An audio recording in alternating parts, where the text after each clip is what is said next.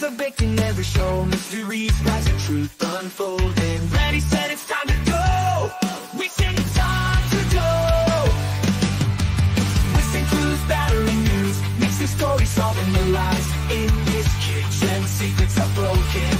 With a spark in our eyes. In the broken baker's kitchen, the secrets crumble like sunrise. We'll sift the blues, defy the rules. With a spark in our eyes, the broken arrives. Broken arrives.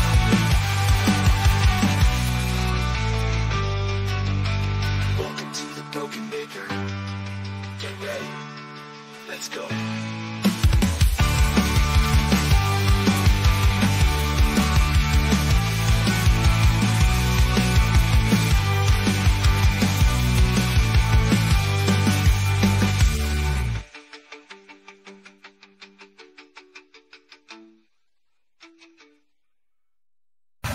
I'm Jimmy. How y'all doing? The most important people in this case that everybody seems to have forgotten in this room is the jury. So we're going to take a 15-minute break and both sides take a pregnant pause and think about the jury. Good morning, good evening, good afternoon, wherever you are, whoever you are. What if any you might be, and Mo, especially you. You be what you want to be. Well, I was hoping to have better hair today, but that was not in the cards, so maybe tomorrow. Yeah, we were a little late. I was using this new facial scrub that Jamie recommends. Beauty on a budget. It's mostly gravel. It's a little rough on the skin, but it gives you a nice reddish sheen to your face. Beauty on a budget tomorrow at midday if Jamie can get out of bed. Remember, tomorrow, 12. I never figured out what's AM and PM when it's 12. I think it's PM once you pass over, because I consider that afternoon, but I know you guys use 1300. So, Well, you know, 1200. 1200. Oh. Well, you It's know, I don't know. 24 math and as a 12, woman. or 0000 and 12. As a woman, I just wait for my husband to tell me what time it is. Well, it's always time to say good or my morning and it's iPhone. toast.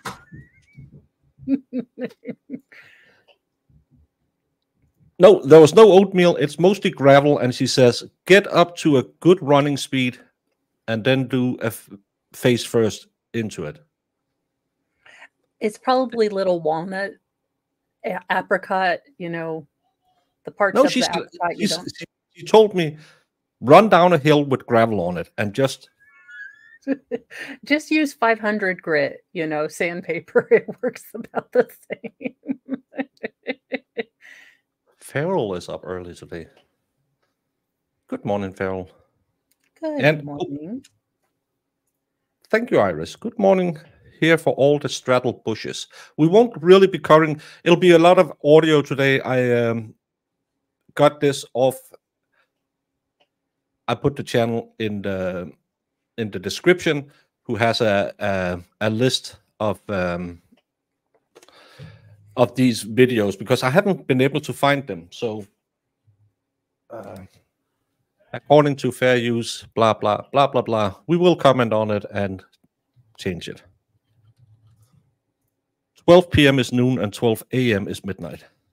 Why not just do the normal thing and say it's 0 o'clock and 12 o'clock? You will thank me later, Americans. Yeah, probably, but you know how we don't like to learn new things. That's why we created our own stuff. And thank you for being a member for 11 months, Christine. I hope you are doing well and having a good Monday. And you, where did that go? You got a new membership. Swifty became a new member on your channel. Yes, thank you for joining the Church of Mo. We have dark chocolate, dark humor, and maladaptive coping mechanisms, but they are funny. And the only thing we don't allow are those little plastic recorder things, because after you've heard hot cross buns in studio, surround sound, Look, if you guys have to Noriega me out of my room one day, just start playing a bunch of recorders. That's all I'm saying. Well, it's not military time. It's the rest of the world time. It's just Americans who sit there and say, well, it's 1/3 inch of an hour. Doesn't make sense. Thank you, Tammy. And thank you for the advice on the whole diamond. So we picked out a new project, and I'm going to be trying. These are diamond bead thingies that you stick on a canvas diamond painting. And I am realizing now that I have all of the coordination of Sarah Boone trying to get over the Mad Dog 2020 DTs. And yeah, she gave me an idea of how to pick up spills, diamond dots, or whatever. These are not aqua dots, I swear. Yeah, of course you use military time because it puts the day into 24 hours instead of 12 that you have to repeat and keep track of. And I'm just saying it before Zach says this in chat. What's next with Jasling? Well, I mean, not on this particular channel, but I do have an OnlyFans just to irritate my mother. Yeah. Yeah. Good evening, Kim. And thank you. I won't mention the name because I can't remember the name if they use their name in my chat or they use a handle. But thank you so much from the person who got the little bird nest of Lego I gave away from a giveaway. It has arrived. I need to do better on packaging because it looks like it's been dinged up a little bit. I can see at least 3 of the other packages are in the US right now. So hopefully within this week, someone gets something in there. Oh, I have Dr. Pepper Zero just, to keep my inner Sarah calm.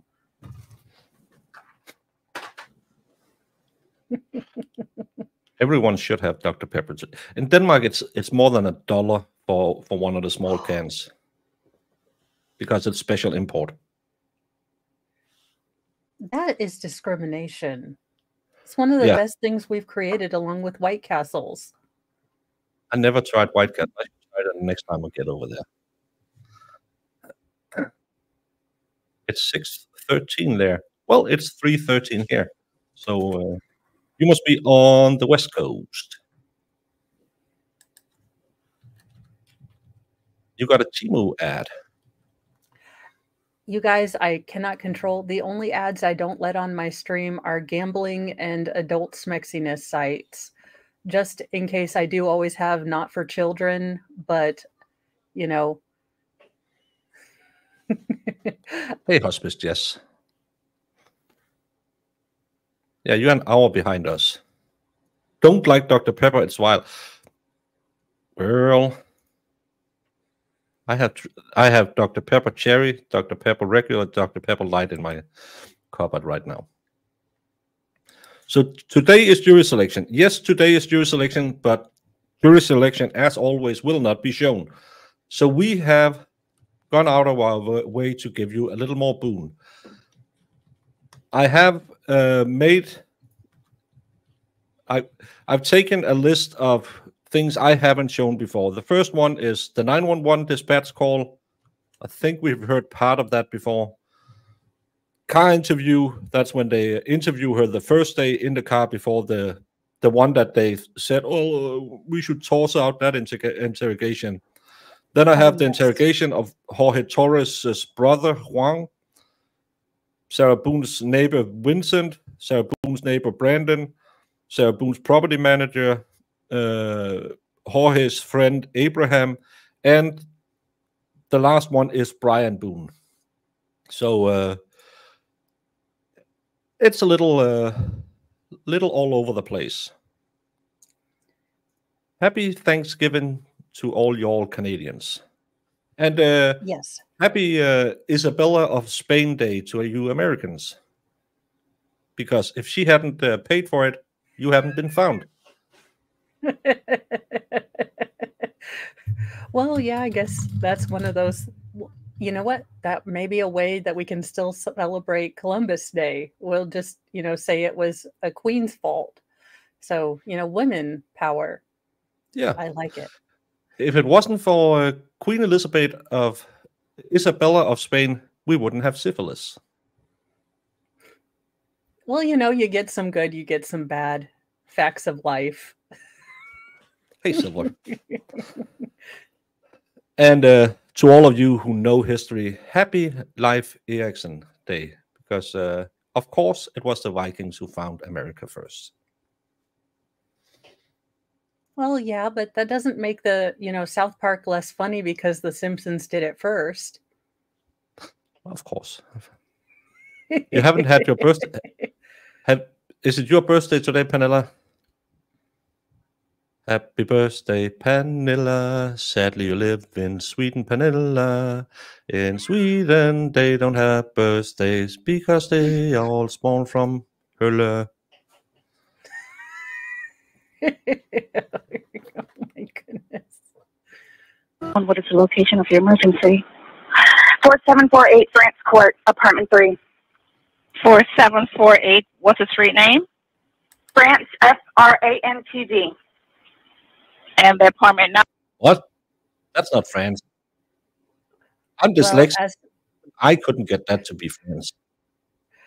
as we say on my channel, blessed be the closed captions, for them or from them all shenanigans flow.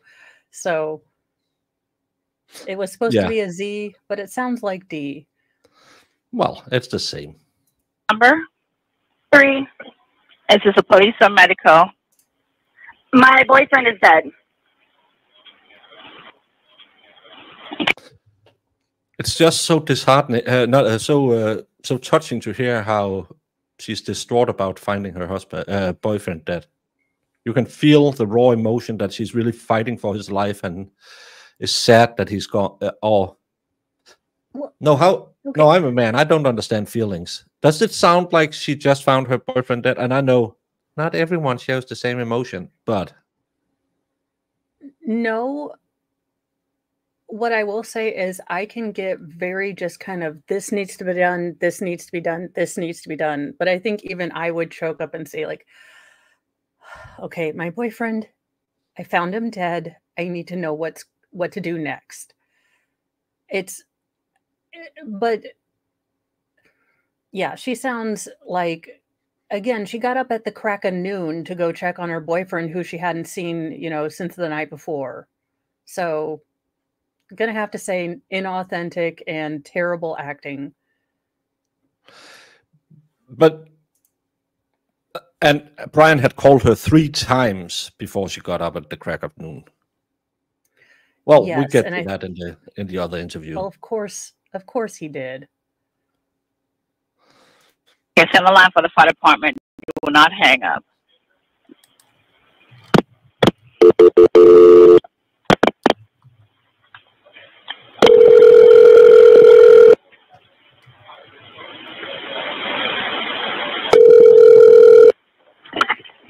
Fire rescue. So location emergency. That's 32. No, please don't leave. 4748. That's Brian, she yells at. No, please don't leave. Again, he's the smartest guy in all of this because he didn't go into the house when she asked, can you come in? Nope, I'm just staying outside. No, she didn't hang up. It's because they sent it over to the fire department. France Lane, apartment 3. France Court. France Court. Yes.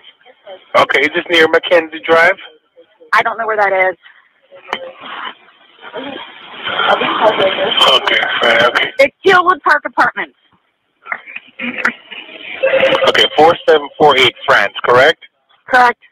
All right, great. Now tell me exactly what happened there. My boyfriend and I were playing last night, and I put him in his case, and we were playing. Did you hear that one?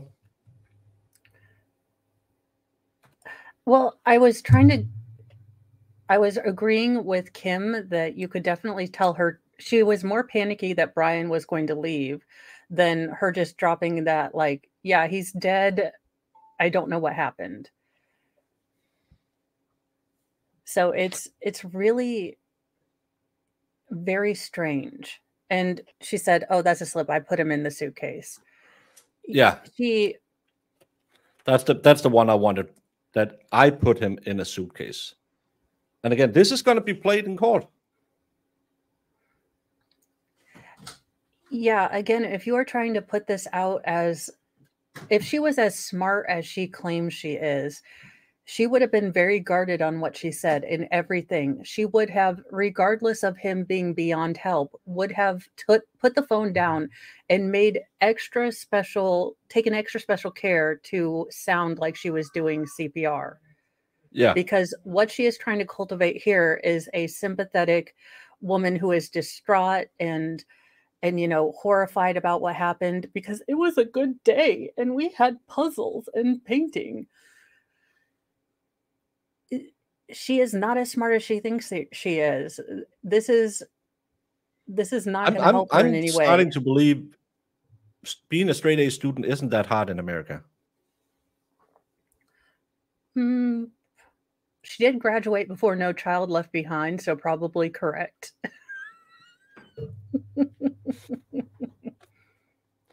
And Sammy spills the tea. Hey, Baker and Mo. Glad you're here. Also, Dr. Pepper is the best next to Vanilla Coke. Vanilla Coke is actually quite good. I like Cherry Coke better. I will now say lean back and watch partial. feminism support another narcissistic, abusive white woman. Hey, look, you have someone who wanted to turn this into a gender matter. Why? I don't understand why people need to come in and say that. Yeah. They must be new on the channel. I will say the only reason that gender comes into this is that normally you would not have a person who has an ex-spouse who is, by all, when you see him on the body cam, he is taller, he is bigger, but he's generally not the type that you would see as a victim of DV. But it is clear that she is aggressive. Regardless of your gender, you can be an aggressive a-hole. This is really just, an a-hole hunt, not a, gender hunt. No, I don't think a lot of sympathy will be found on these channels for Sarah Boone, no matter if it's me or Mo. Why didn't we say congratulations on Friday? Was it a secret? Who? What? On Friday? If it's the Sarah Boone 47th birthday, wasn't that on Thursday? I made a song for her about her being good at swinging a bat. But everyone remember, Sarah Boone just turned 47. You couldn't tell looking at this face. She doesn't look a day over Methuselah, so way to go, ma'am.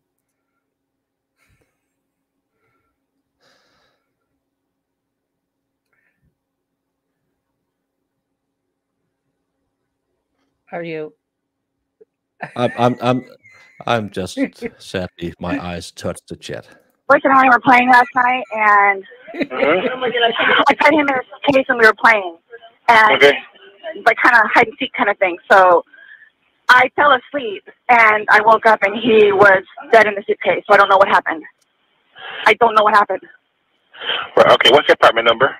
3. Apartment 3? Yes, like he has like blood coming out of his mouth, and I don't know if like he had like an aneurysm or what happened. Right, okay, all right, okay. Listen, we're getting help out there too. All right, okay. Okay, now? Okay, yeah, man, listen, we're on our way out there. You're at 407-716-8684. Okay, is he hanging from somewhere or what, ma'am? No, I pulled him out of the suitcase.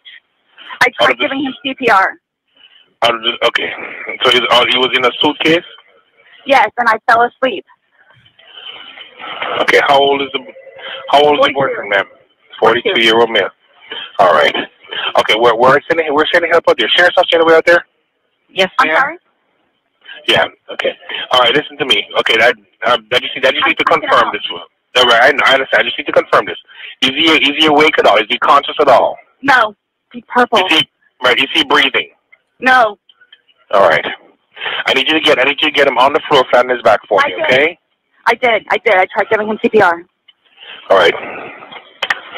I tried giving him CPR. That's another thing. In the interview, she says, you can hear me on the phone giving him CPR while I talk to 911. Yeah. And I mean, I may be wrong about this because I haven't gone into the actual police files, but wasn't he still found partially in the suitcase? I believe Not so, on the yes. floor. So, yeah. I mean, I am years beyond my CPR certification for working with people with developmental disabilities, but that kind of is a rule of thumb. You have to have them flat on, you know, a hard surface with the head and neck tilted back. And CPR is incredibly labor intensive. It is incredibly, I mean, you're going to be out of breath. You are going to be sweating like a Sarah Boone in church. I mean, there are just going to be a lot of things that you can't fake if you are doing CPR. No, and Marissa, yes, you are right. Later, she will then give him CPR, but she claims that she had already tried giving him CPR. And that's remember that, as Mo just said, CPR is very labor intensive, and it doesn't sound like it when she gives CPR. Yeah, okay. Nothing happened. He's purple. Okay, listen to me. There's a defibrillator available. I need you to get it for me, okay? What is it? You have an AED available? No. Yes, Sarah has a defibrillator. Yeah. I'm sorry? Are you right by him now? Yes. Okay. Lay him flat on his... Okay, ma'am, listen. So listen, is he cold and stiff? Yes. Okay. Well, he's not necessarily cold, but he's stiff. Right, okay. All right, listen to me. Listen to me. I want you to lay him flat on his back for me on the floor. I did. Removing the pillows. Okay. Yes, I did. All right, okay. He's stiff and purple. Right, okay, listen. Okay, man, that's fine. We're still going to do compressions on him, okay? All right? Place the heel of your hand on his breastbone, right in the center of the chest, right between the nipples. Yes. Put your other hand on top of that hand. Baby, I'm telling you. Just by looking at him, you can tell. Okay. Please! Okay, he just gurgled. Okay. Listen to me. For those of you who've never been around people who aren't breathing anymore, that death rattle is just air escaping their lungs. It sounds really weird. All right, I want you to place the heel of your hand. Okay, right between his chest, right between his breastbones. Yes. Put your other hand on top of that hand. Yes, we want to pump his chest to me hard and fast, going to this twice per second. I'm doing it again. Okay, no, just keep on pumping. That's all you need to do for me. Keep on pumping his chest for me. I don't need you to stop and talk or anything. I just want you to count out loud for me, okay? 1, 2, 3, 4, 5, 6, 7, 8, 9, 10, 11, 12, 13, 14, 15. This is nice. Okay, man, just keep on. And remember, at this moment, she's so probably still drunk because she claims she didn't drink anymore that day, but she was still hungover the next day. So she's probably very, very, very drunk at this moment still. And you can just hear it. 1, 2, 3. No, you would be 1, 2, 3 if you were doing CPR the correct way. And I know I went over the autopsy report. I mean, there are generally, if you are doing real CPR, there are injuries to the, rib cage. There are injuries to the sternum. You can crack the, rib cage. None of those injuries were present on Jorge. I don't know if they still teach this, but when I was taught CPR back in the day, we were told you find the sternum and you go 3 fingers up, and the first one is a big punch to try and break the cartilage or whatever it is between, so you can compress them, because the ribs actually tries to protect your heart for being pumped. So we were told to give it a big old whammy, hopefully breaking the bones, because you would rather have a broken bone than a broken heart. I wasn't given the whammy advice, but I was told that, you know, you have to be forceful, you know, you might hear pops, you know, don't let that distract you from the job at hand, which is keeping this heart going. Yeah, it's better to heal a broken rib than not heal anything. Pumping his chest. That's all you need to do for me, okay? Yes. Come on, please. Hurry up. Okay, ma'am. They're driving here as fast as they can. Okay, don't stop to say hurry up. Just keep on pumping and counting. I'm still doing it while I'm talking to you, okay? Okay. Still doing it. All right, just continue pumping his chest. Count on us. I can count with you. 1, 2, 3, 4, 5, 6, 7, 8. Zach, I don't know where you were taught CPR. Maybe the Blue Oyster Club. But did you know that actually back in the, I believe, 1850s or 1860s, along the River Thames in London, there was an apparatus so you could blow tobacco smoke in the second pocket of people who drowned. How anyone came up with that? Someone must have had tried it once, and someone came alive again. But yes, there was. So you could blow tobacco smoke up the behind of people, because someone must have tried it. Someone woke up and they thought, well, that's the best way of getting people back to life. Yeah, but it would have made really hard, like, the more you know, after school specials, like, get your tobacco, you know, smoke blow certification here at your local, you know, YMCA and 4-H or, you know, Christian center. This is an educational channel as well, just to keep the fair use. So I'm changing the content. 9, 10, 11, 12, 13, 14, You know, 15, for being drunk, she's got all her numbers in the right 17, order. 18, 19, 20, 21, 22, 23, 24, 25, 26, 27, 28, 29, 30, 31, 32. Please hurry. Okay, man, they're getting here as fast as they can, okay? He's stiff and he's purple. Okay. Keep pumping his chest for me, ma'am. I'm still doing it, okay? Thank you, Kickboxing. Still doing it. Oh. Just don't make me count. Right, okay, that's fine. Just, you do a good job. Just keep on doing it for me. That's all right. They're getting here as fast as they can, along with the sheriff's office also, okay? Please. Doing something wrong. Someone fix it. 1, We were playing hide 2, and seek. 3, 4. 1, 2, 3, 4. 1, 2, 3, 4. Keep on pumping for me, ma'am. I'm doing it. I'm doing it. Believe me, I'm doing it, okay? We were playing hide You and just seek. said I'm not doing it. Okay.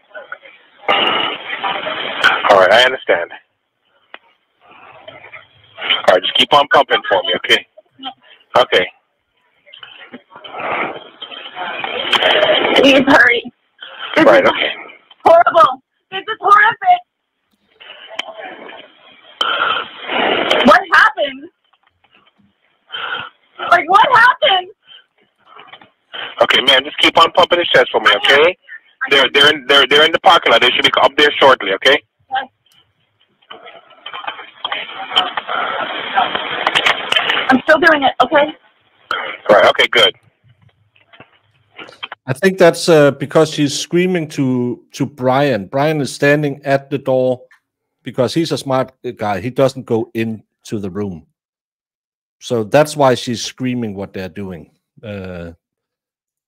But again, for someone who is forcibly compressing a chest, she doesn't sound that.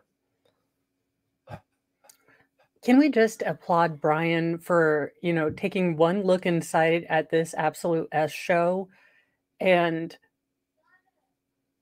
just saying, no, I'm going to sit back in my car. Good luck with this, Sarah. Have fun.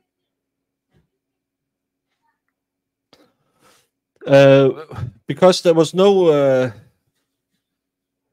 planning. It was just a situation arose and she used that situation. So there's malice, but there's not forethought. I think that's the difference. Jess will correct me if I'm wrong. And you found him in a suitcase, you said? Yes. We were playing hide and seek last night. I fell asleep. I think they're here. Right, just keep on popping his chest until they take over, okay? I am. Okay.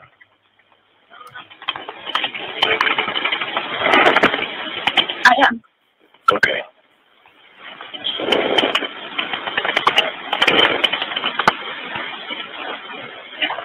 I am. Okay. No, you're not. Open. Come in. Can I stop hugging now? Let them take over for you, okay? When was the last time anybody saw him? Last night. Okay. We were playing hide and seek. He hid in the suitcase. Okay. Yeah, unfortunately, he's been down too long. There's nothing we can record now. Hello, ma'am. So we're there, obviously. All right. No, my boyfriend. Is your boyfriend? Okay. Does he have any kind of metaphors? No. No, not that I know of.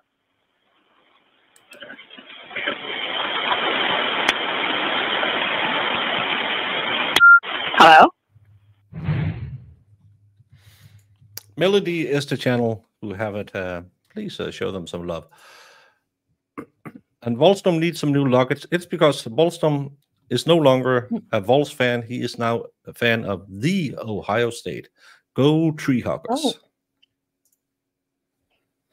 He listened to Jamie because apparently the Tennessee isn't playing that well. So he was looking for a new team, and Jamie said, only one team for me. Go Treehawkers. Uh-huh. No, nope. No, she doesn't sound like that at all. Yes. I do wonder if the state is going to call some of these paramedics to give their, where he was found in relation, or if this is, again, basically this case, you already have, her recordings and everything else. Do we need to go hard on the fact that she obviously wasn't giving CPR, or is that going to be a small little bit in kind of the totality that she didn't care? I don't know how the state would play that, but I might, if I were the state prosecutor, put it in like, he was still in the suitcase. She was not rendering aid for him. She did not call 911 until Brian told her like 3 times to call 911. So I think that could go into maliciousness, but I'm not a lawyer. No, I think if I was them, we see it too many times that they overcomplicate cases because we want everything in. But I would probably, you need the 911 operator to get this call in, gonna play that. And then you're gonna ask, in your opinion as a professional with this amount, does it sound like she's doing chest compressions? Objection, speculation. No, I was asking because of his professional, her professional opinion. Yeah, it might. So you kind of slide it in there, and then you get to the first responder and say, we just heard the 911 call. When you arrived, was she doing chest compressions? I think I would get it in that way, just again to show how not caring she was about all of this.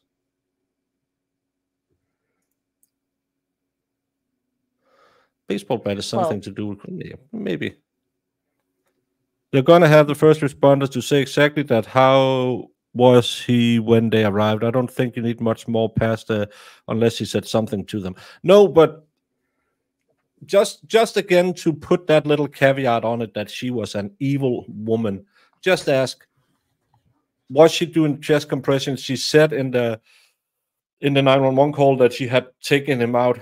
And then you can ask the ME, was there any signs of chest compressions? Because we have, just again, you don't have to spend an hour on it. Just ask and then tie it up in the closing arguments. You saw the video, how she was laughing like a hyena.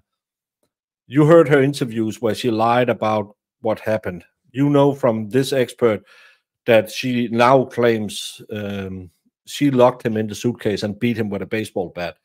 And you heard multiple professionals say there was no indication she even tried to give him CPR afterwards. I think I would do something like that. They should ask the ex about the compressions. That's a good one, Peter. Yeah, they should. He was outside. But have we thought that she's going to use her tiny little baby voice? And I was cooperative in every way. I was afraid. I didn't know how to do CPR. I was so afraid. I think she wanted Brian to deal with it, which is why she waited until he was there to call, but he was smartly nope, right back outside. Yeah, Brian is the smartest guy in all of this. First, he got away from her. Second, he didn't go back in the house. Well, the first responder said, there's nothing to do. He's too far gone. So they probably took one look at him and said, nope, that's Ricker. There's no possible way we can do anything. I waited 4 years and 2 hurricanes for this trial. Bring it all in. I want my money's worth. But I want a clean case. I want a case where we don't do the Karen Reed thing and put everything from Aruba to the snow into a trial. I just want them laser focused. And again, as I've said, play the 2 videos and the interview and say, ciao. Yeah, I do. I think it's going to be really interesting to see how the motions drop today or possibly tomorrow, but I'm hoping today, because I think the state going in and asking that no evidence of Georgia's past, DV involvement with her, unless she is able to come up with a working, incoherent theory of battered spouse syndrome is very good. I don't think that this is a defense that she is going to be able to use. And I don't think it's valid, having read all the motions and looking at all the rules in my non-legal professional. I mean, you cannot accidentally self-defend someone to teach them a lesson. No, the lesson ends the second you're not in imminent danger. They have everything they need to support manslaughter with the video from her phone and the interrogation. They will need their witness to present the facts that are taken from manslaughter to murder. Well, they need that battered spouse expert who said, I just got mad, is what she told me. And then you have her, it's malicious when she states, I beat him with a bat. But I just don't need 5 witnesses to say the same thing. That's a lot of times, a lot of the trials get bogged down, and it's just 5 people at the scene telling us the same story. That's why I kind of like the Quinton Nixon trial. They only, they had 4 crackheads, meth, fancy people, talking about something. No one understood that. But all the professional witnesses were really short and to the point. Hey, Nigel. Well, the next one will be the car interview with Boone. It is February 24th, 2020. The time now is approximately 16:57 hours. This is in reference to... That's 4:57 to you Yanks. The Orange County case number 20-017904. I'm currently located in my unmarked vehicle out in front of 4748 France Lane, apartment number 3 in Winter Park, at the Tealwood Park Apartments. And also in the car with me is my partner, Detective Scott Lowen. And in the front seat is, can you state your name, ma'am? Sarah Boone. Okay, and your birthday? 10/10/77. Okay. So, Sarah, I know you have talked to some deputies. I know we have. She's 6 days older than my ex-wife, and even though I don't, my ex-wife looks better than this at her age. Well, had a very brief conversation just to reiterate what you told that deputy. But like I was explaining, I would like to get a more further understanding of what happened last night and ask you more detailed questions. I am going to read you your rights, but it's just because that's how we do things. Okay. So you do have the right to remain silent. Okay. Do you understand that? Yes. Okay. Anything you say may be used against you in court. You have the right to talk to a lawyer before and during questioning without charge. If you cannot afford a lawyer and want one can be provided for you before questioning without charge. Has anyone threatened you or promised you anything to get you to talk to me? No. Do you understand what I just read you? Yes. Okay. So last night you said that you and your boyfriend George were here at your residence and didn't really leave that day. You said that he went to the store to buy cigarettes. Yes. What time was that around? If you recall. Was it light out still? Dark out? Yes, it was light out still. It was still light out. Okay. But he's the only person that left and he came back. Yes. I'm assuming. Okay. It's right down the street. It's down the street. Okay. And tell me what you guys were doing next. Like what was happening? No, she didn't say she was sitting in the front seat. She was saying she was sitting in her unmarked car. With her in the car was her partner and Sarah Boone. We had a bottle of wine. We painted, we drew, we did puzzles. Mo. Yes. You are my relationship expert because I couldn't land in a relationship if I had money.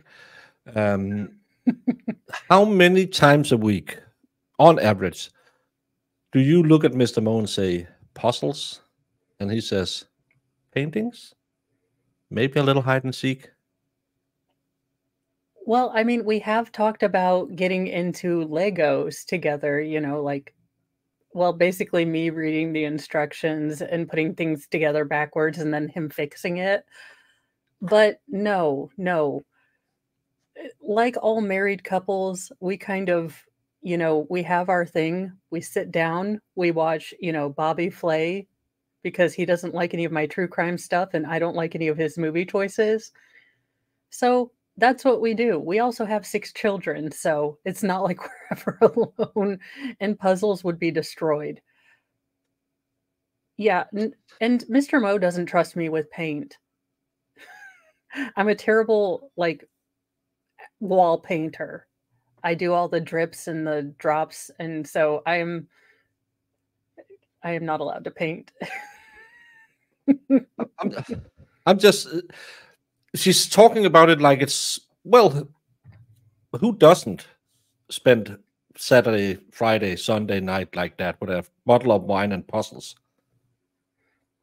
I mean, I guess I'd have to look at it if I didn't have children and I knew the puzzle would stay where it was, like we had a puzzle table.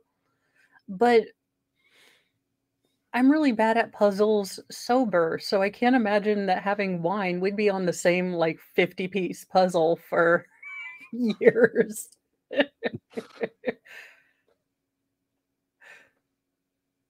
Well, Tim, at least you have a purpose. I was never good. I know you start with the corners. And again, nope. That's and it just seems like too much of a commitment. 5 to 6 years is what they say on most of the puzzles I've tried. It's too long. Please state, I don't care if it's not, absolutely pertinent to the case. I need to see this puzzle and these paintings because I have a feeling that they would be like from Arkham Asylum. I feel like they would be something that the Joker would pick out. And I just need to confirm that instead of it being in, my headcanon. Yeah, it could be amazing if even a Rorschach test looks normal next to it. What? Pretty much. Do you remember what wine you guys were drinking? It's Woodbridge Chardonnay. Okay. The bottles are in the trash. Okay.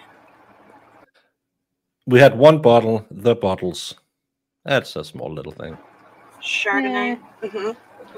Each And do you had remember one. around like what time this was that you guys were sharing the bottle of wine, painting, doing puzzles? I'm gonna say 4-ish. Okay. And was this before he went to the store or after? I'm sorry? Had he already gotten home from the store at this point to buy the cigarettes? Yes. Okay. So it was around 4 p.m. Ish. that you realized. That's another thing, because they found 2 bottles. We saw how hungover she was the next day. Baker, they had silly straws and they were doing the Lady and the Tramp thing. You know, they just crossed straws. They had some nice Italian opera going in the back.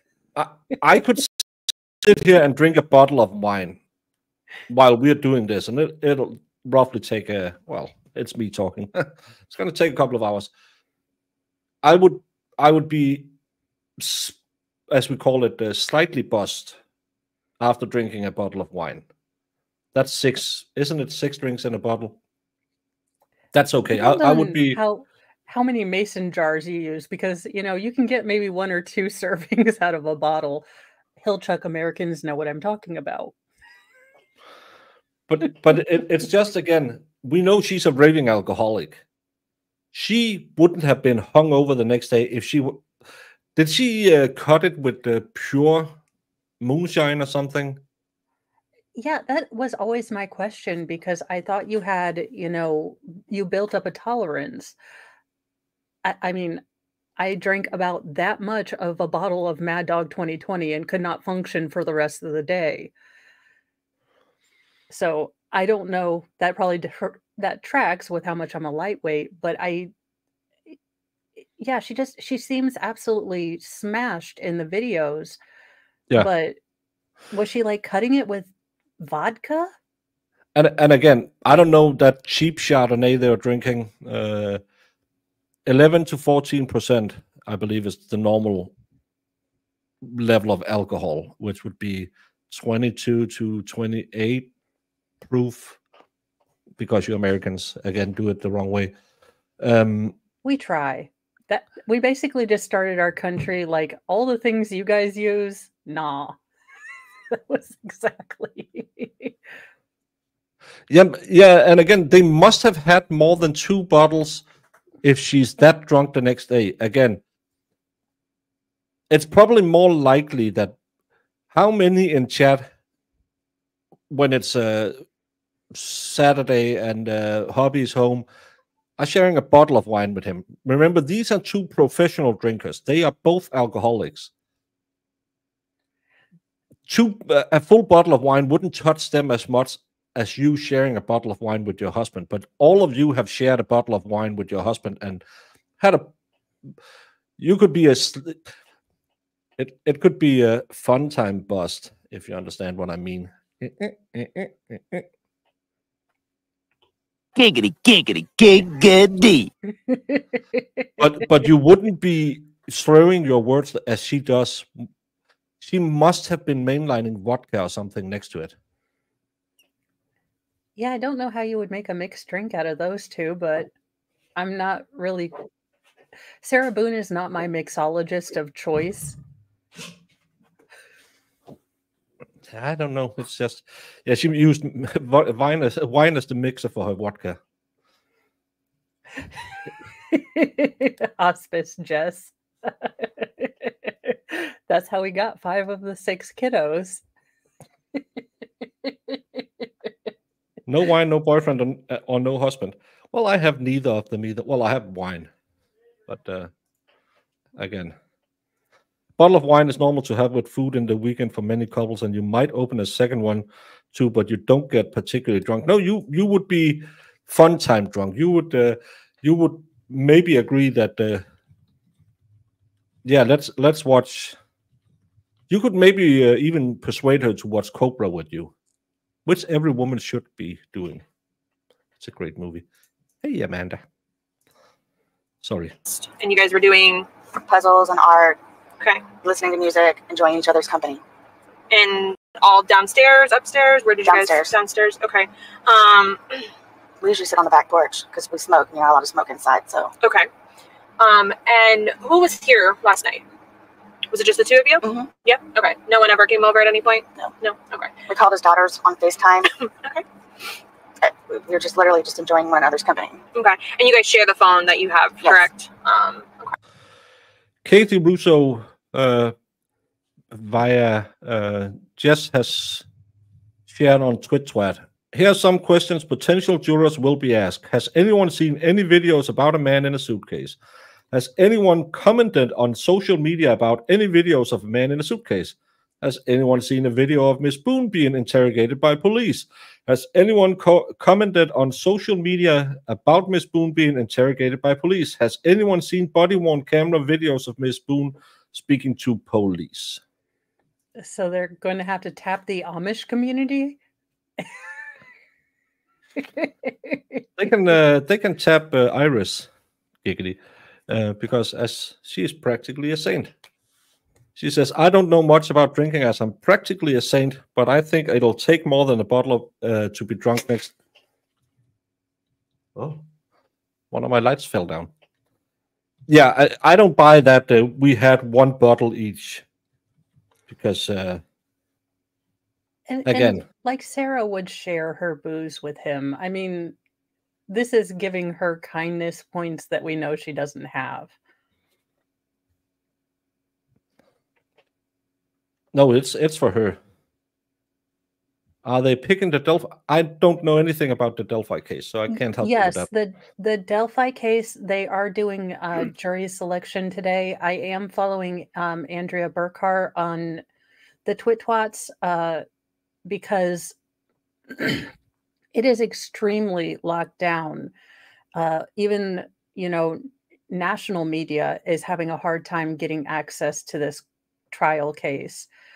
And there's only going to be 0 to possibly 3 different, chairs for just the regular public or any sort of person to try to get in. So hopefully I will be able to do updates. I would definitely, say follow Andrea Burkhart. I know Defense Diaries are going down there, but it's definitely one of those cases where something shady is going on. It's not Crime and Coffee. It's there's another one going down there. I saw driving down there yesterday. They did check a recycling. They found 2 empty bottles of Chardonnay, and I can't remember the name of the type, but it was in Denmark. It was quite a pricey white wine. It was it wouldn't be what I thought an alcoholic would drink.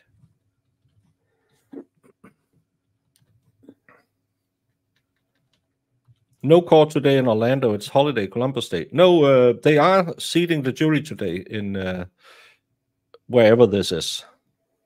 Truth and Transparency. Yes, she is going down there too. And Lawyer Lee is there. There's a lot of people down there. But again, the big problem will be that all of them will have to fight for very, very few seats in the House because as I am now officially a media company, you could say you are there on my behalf, but then you'll have to fight with all the other news organizations. I just want to know about that Odinism and sit here and laugh my ace off because it has nothing to do. The Odinism I read about is made by a very racist old Danish lady in Florida who totally bastardized it's called Asa belief in the Scandinavian countries because there were 2 types of God, the Asa and the Vana, and that's why it's called Asa because Odin was a Asa. So we don't call it Odinism because he's the head god, but everyone is just as important because you pray for them to them for specific things. If you want love, you pray to fire. If you want luck in battle, you pray to Tyr. You don't only pray to Odin. So, but it's a crazy old Danish lady in Florida who made that religion. Right, and the phone's located in there, I think, in the kitchen area. Yeah. Okay. So tell me what happens next. So you're painting. You guys are doing this puzzle together. You obviously finished the bottle bottle of wine. Yes. Did you have 1 or 2 bottles of wine? Well, we had one previously that was maybe not even half full. Okay. But then. So you finished that one and then you had the full one? Yes. Okay. And sorry, what was the question? Just what did you guys do next after the bottle of wine? Like after you finished the wine? We had the bottle of wine while we were doing our arts and crafts. Mm-hmm. And from there, we were puzzled out, we were painted out. Mm-hmm. So being silly, let's play hide and seek, which we have played before. Like, I don't know if you've opened the door on the top. And all of this goes straight against her battered spouse defense. Just if anyone missed that part of it. She claims battered spouse, and she had to do it because she was so afraid of him. But she just said, we were having such a wonderful time. I just can't be open-minded with this one. The in the video is disturbing. I can't but buy the fear when in video 1 her shoes are nicely next to her, and video 2 one is under the suitcase. No, and if you go over to the channel I got the videos from, the suitcase videos are there. I don't like to play them. That's just not me. I don't. They are so nasty, so heart-wrenching to hear her cackling like a hyena. Well, that and it completely. I mean, if it's half done, you can't do anything. It's just going to be a little. It's just going to be less. What are you baking? Maybe we can fix it with making it into something else. The problem is it's just going to be 1/3 as tall as it should be. You can still. What are you baking? We'll figure it out. I was about to say, add frosting. No one will care. Yeah, frosting and sprinkles saves everything. Like, he and I have hidden in there before, like just having fun and enjoying each other's company. Okay. So, I mean, that's literally all it was. And then the suitcase is downstairs because I was telling you we were getting ready to do donations. Mm-hmm. And because it's not a very good suitcase, what was the question? I'm sorry. You were just explaining to me. She's so drunk she can't. Conspiracy theory. Did she spike her Dr. Pepper, and that's why she wanted it from the counter? Yeah, my guess is it had some hair of the dog in it. Yeah, I'm betting you that's why she was so desperate to get her Dr. Pepper, is because she's one of those who will substitute whatever she drinks from it with a new shot of vodka. Chocolate banana cake pan is too small. No, the pan is too. Oh, you used a 6x6 instead of a 6x9. Well, it's just going to be bigger. It's still going to be fine. Or if the middle doesn't bake, just cut it out and pretend it was a bunt on purpose. Yeah, and then just give it a nice glaze and put some. If you're taking it somewhere and you have a nice little pan to serve it with, or put it on a tray, chop up some bananas and chocolate and put it in the middle and say, "Look, it's to put on the cake for a little, make it a little fancier." I was about to say, put some Nutella in the middle. No one, again, you have come to the right place. As a person who just loves all carbs and sugar, I'm not looking at, I'm not going to a fancy restaurant. I want some good cake. That's all. Yeah, and it's you can always fix bad cake. It's not a problem. Make it a layer cake. Well, it's hard if the middle isn't the. Well, it should bake proper when it's just too small. It's more of a problem if it's too flat because it'll bake faster on the outside. Cake is saggy. Well, give it some more. Turn down the heat a little bit so it doesn't burn. Put some tin foil on top of it so it doesn't burn the top of the cake, and then just give it 5 minutes longer.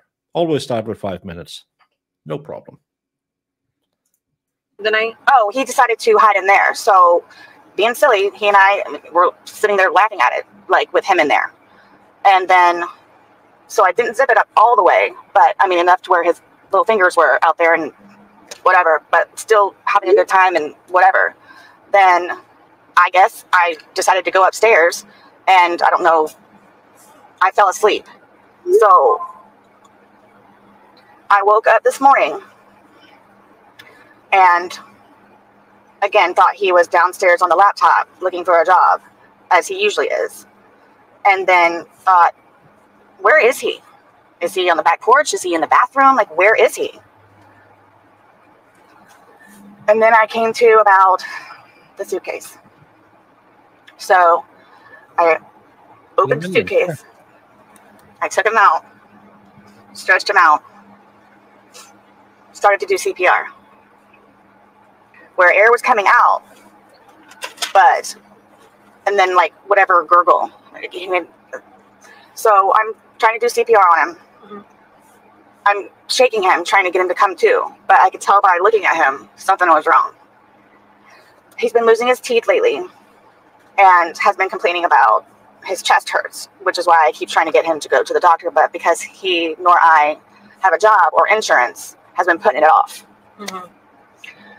So again, so I didn't know what to do, so I called Brian, my ex-husband. I called him, he came over, just walked in and then walked out. I grabbed my phone and I called you guys. The first time you woke up this morning, did you look at your phone to see what time it was? No. Okay. Most of the time, like, I'll wake up, but because he nor I have a job, I'll usually just lay in the bed for a little bit longer because the house is clean. There's nothing else that we can do. Me thinking he's on the laptop looking for jobs, I can't use a laptop. So most of the time, I'll just stay in the bed and collect my thoughts and get ready for the day. So do you have any idea? Collect my thoughts. I believe that means get sufficiently drunk so I can function, get out of bed.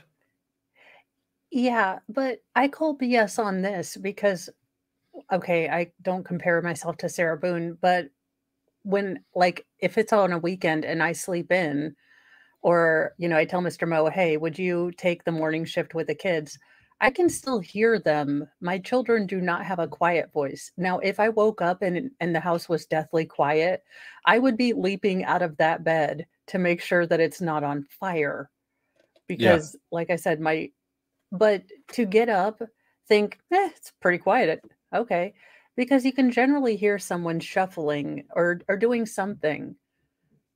And she couldn't use the laptop because they only have one and he's on it looking for a job. That's what she said. It wasn't that she couldn't use a laptop. It was she couldn't use it because he was using it. So, yeah. The collected thoughts of Sarah Boone. Yeah. Hey, Michelle. Do this to your cake. Give it a good glazing on top and then fill the middle. If it's still saggy in the middle but good on the outside, just cut it out and fill the middle with some fruit if you have to serve it to someone, or else just eat it. Even bad cake is good cake. It's like titlets and pizza. What time you woke up that first time? What time it may have been? I don't know if you guys have. I'm gonna say 11 something. 11 something. Okay. Maybe. Is that when you finally got up, or is that the first time you woke up? No, that's the time that I decided to get up because I figured he was downstairs on the laptop. So let him look for jobs on the laptop, and then it usually I'll clean, he'll look for jobs, or vice versa, where I'll look for jobs and he'll clean. Okay. So you think you got out of bed after 11 at some point? Yes. Okay. But we can't recall which time. Do you think you were up for like hours before that, or collecting your thoughts? Brian, because I was supposed to have my son today, pick him up from school. Brian usually calls to make sure, hey, are you sure you're getting Lucas today? Because I've had job interviews. Right.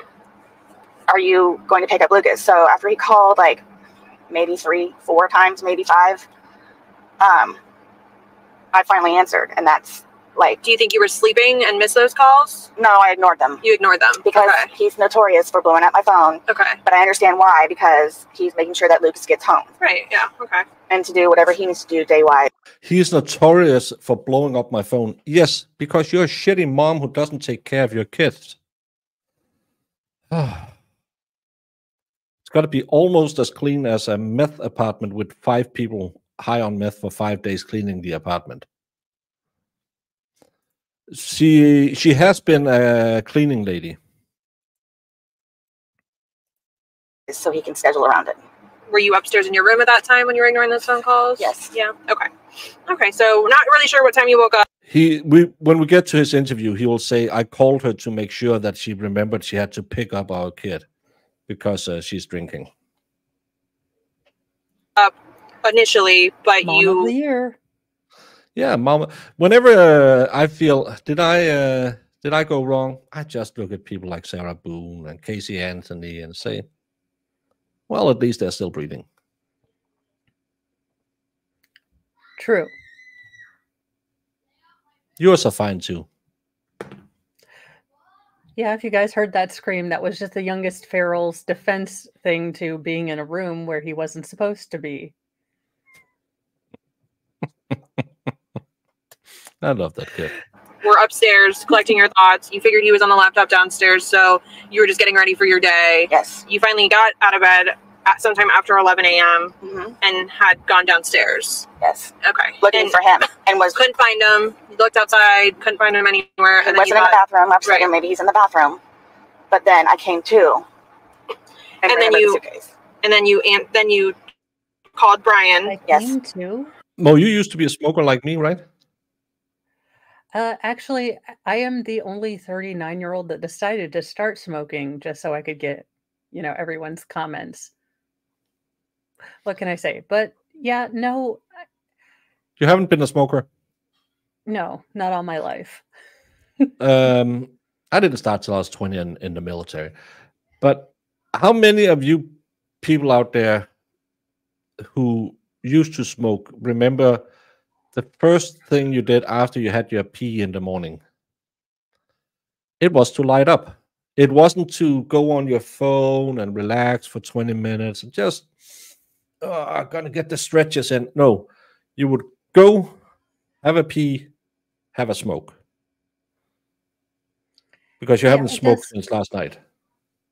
That does seem like a morning routine. And you would think if she was, as I love George and I was building him into a person I could tolerate, you'd think that she'd know exactly his routine in the morning and you would, figure that out. So that and her use of the term, I came to. Yeah. So were you passed out? Did you wake up, at say the crack of 9 a.m., not hear anything, pass out again, and then, maybe got up at 11, fiddle farted with your phone till 12, and then decided to go look for him? It's just very weird. Yeah, and again, I'm just laying there and everything's fine, and I better go see because he's so quiet. Does he normally tap like Jamie on his keyboard? Since she could hear him from the bedroom. And again, as a pack-a-day smoker back in the good and olden times, when I woke up in the morning, I would get the sniffles if I didn't go have a cigarette. I could go have a cigarette, go back to bed and sleep some more, but I would go have the cigarette. It just, I don't buy that she's not, that she didn't go down there. Yeah, you should ask to be excused, Jamie, for the... Have you tried typing without a hammer? He came over.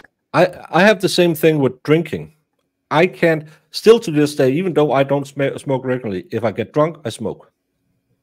Because it just goes together. That's just one of those things. I've heard that from a lot of people, like that, maybe only smoke socially, like when they're at a bar, but they will smoke. And Jamie, I got this new keyboard. It makes no sound, although you can still hear how loud I am pushing on the buttons. Like, apparently I have internalized rage against the keyboard. Yeah, and she had to take a couple of shots before going down to the main level to check on Jorge. Probably that's the thing. I bet you, I think I told the story before. My ex-wife's neighbor, he had two 2 beers on his nightstand. Because if he had to get up in the night and have a pee, he had to drink a beer so he could walk to the toilet. And in the morning, to get up and get out of bed, he had to drink. And we're not talking about a Bud Light. We're talking about the strong stuff, like 7 or 8% alcohol, just to get moving. And he was a massive drunk, but nope. Sarah is a massive drunk, is a smoker, but has none of the cravings other have. Come over. Yes, he came over. He lives down the road, right? Not very far.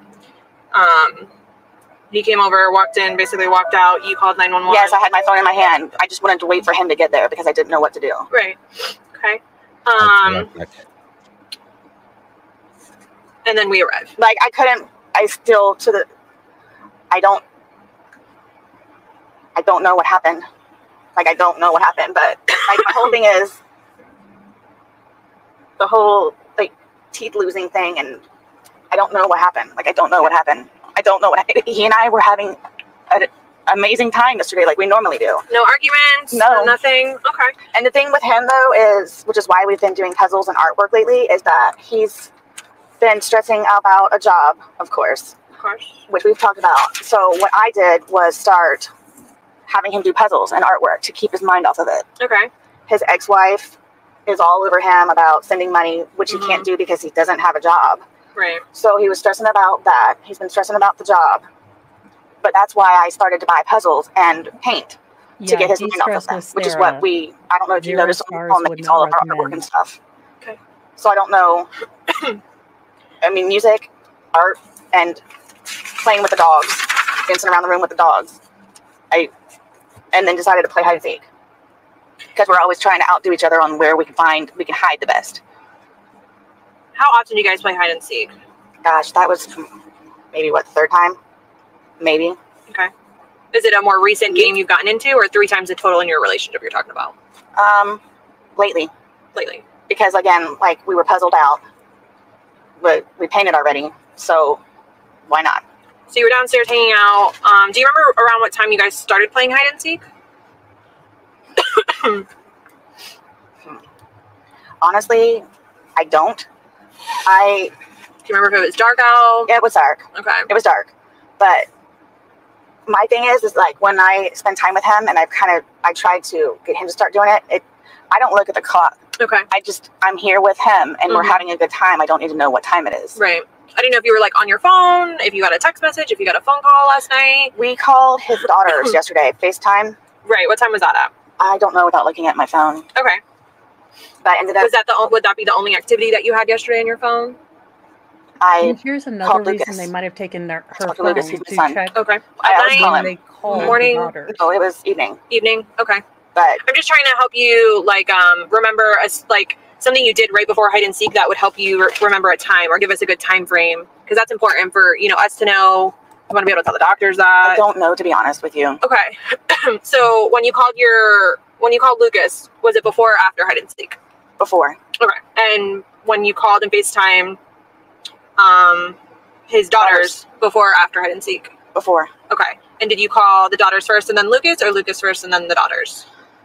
I know I talked to Lucas, but then we talked to the daughters afterwards. Okay. Okay. And I don't remember if she called us. No, I know he called Cookie. But yes, we called her. What are the 2 daughters? Cookie?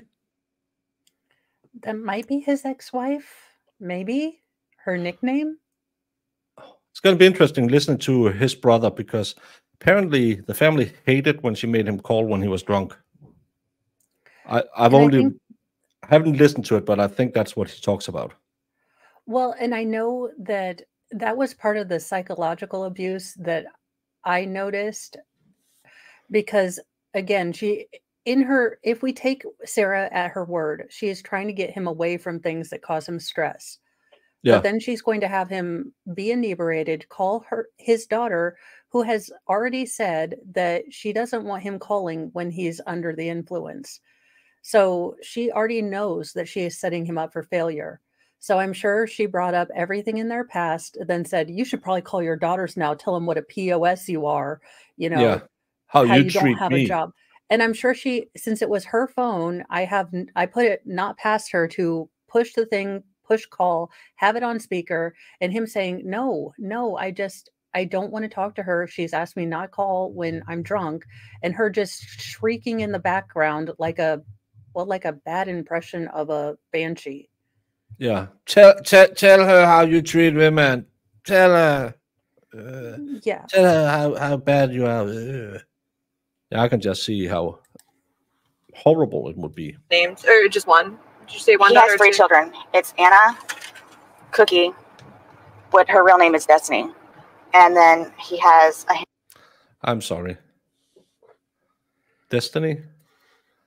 I'd much rather be named Cookie than Destiny.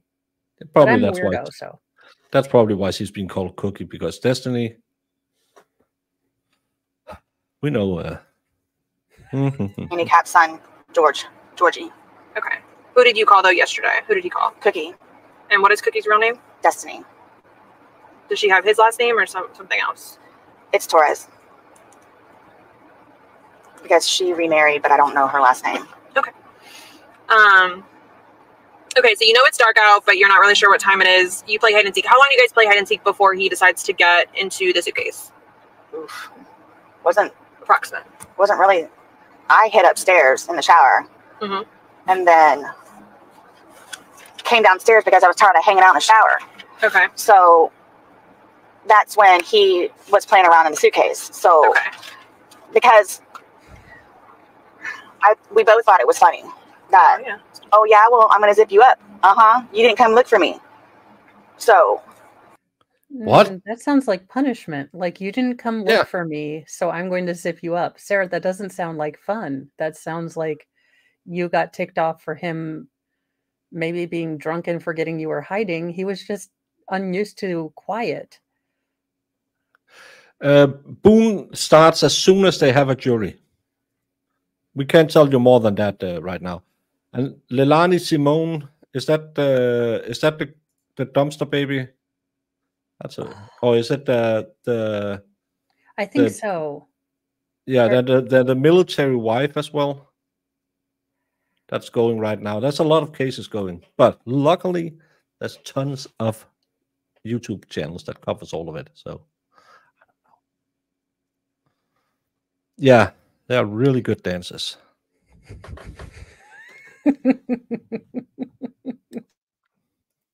I've heard. I've been told by a trustworthy source, Vegas Rick, that if a girl's name ends in an I, she probably is good at dancing.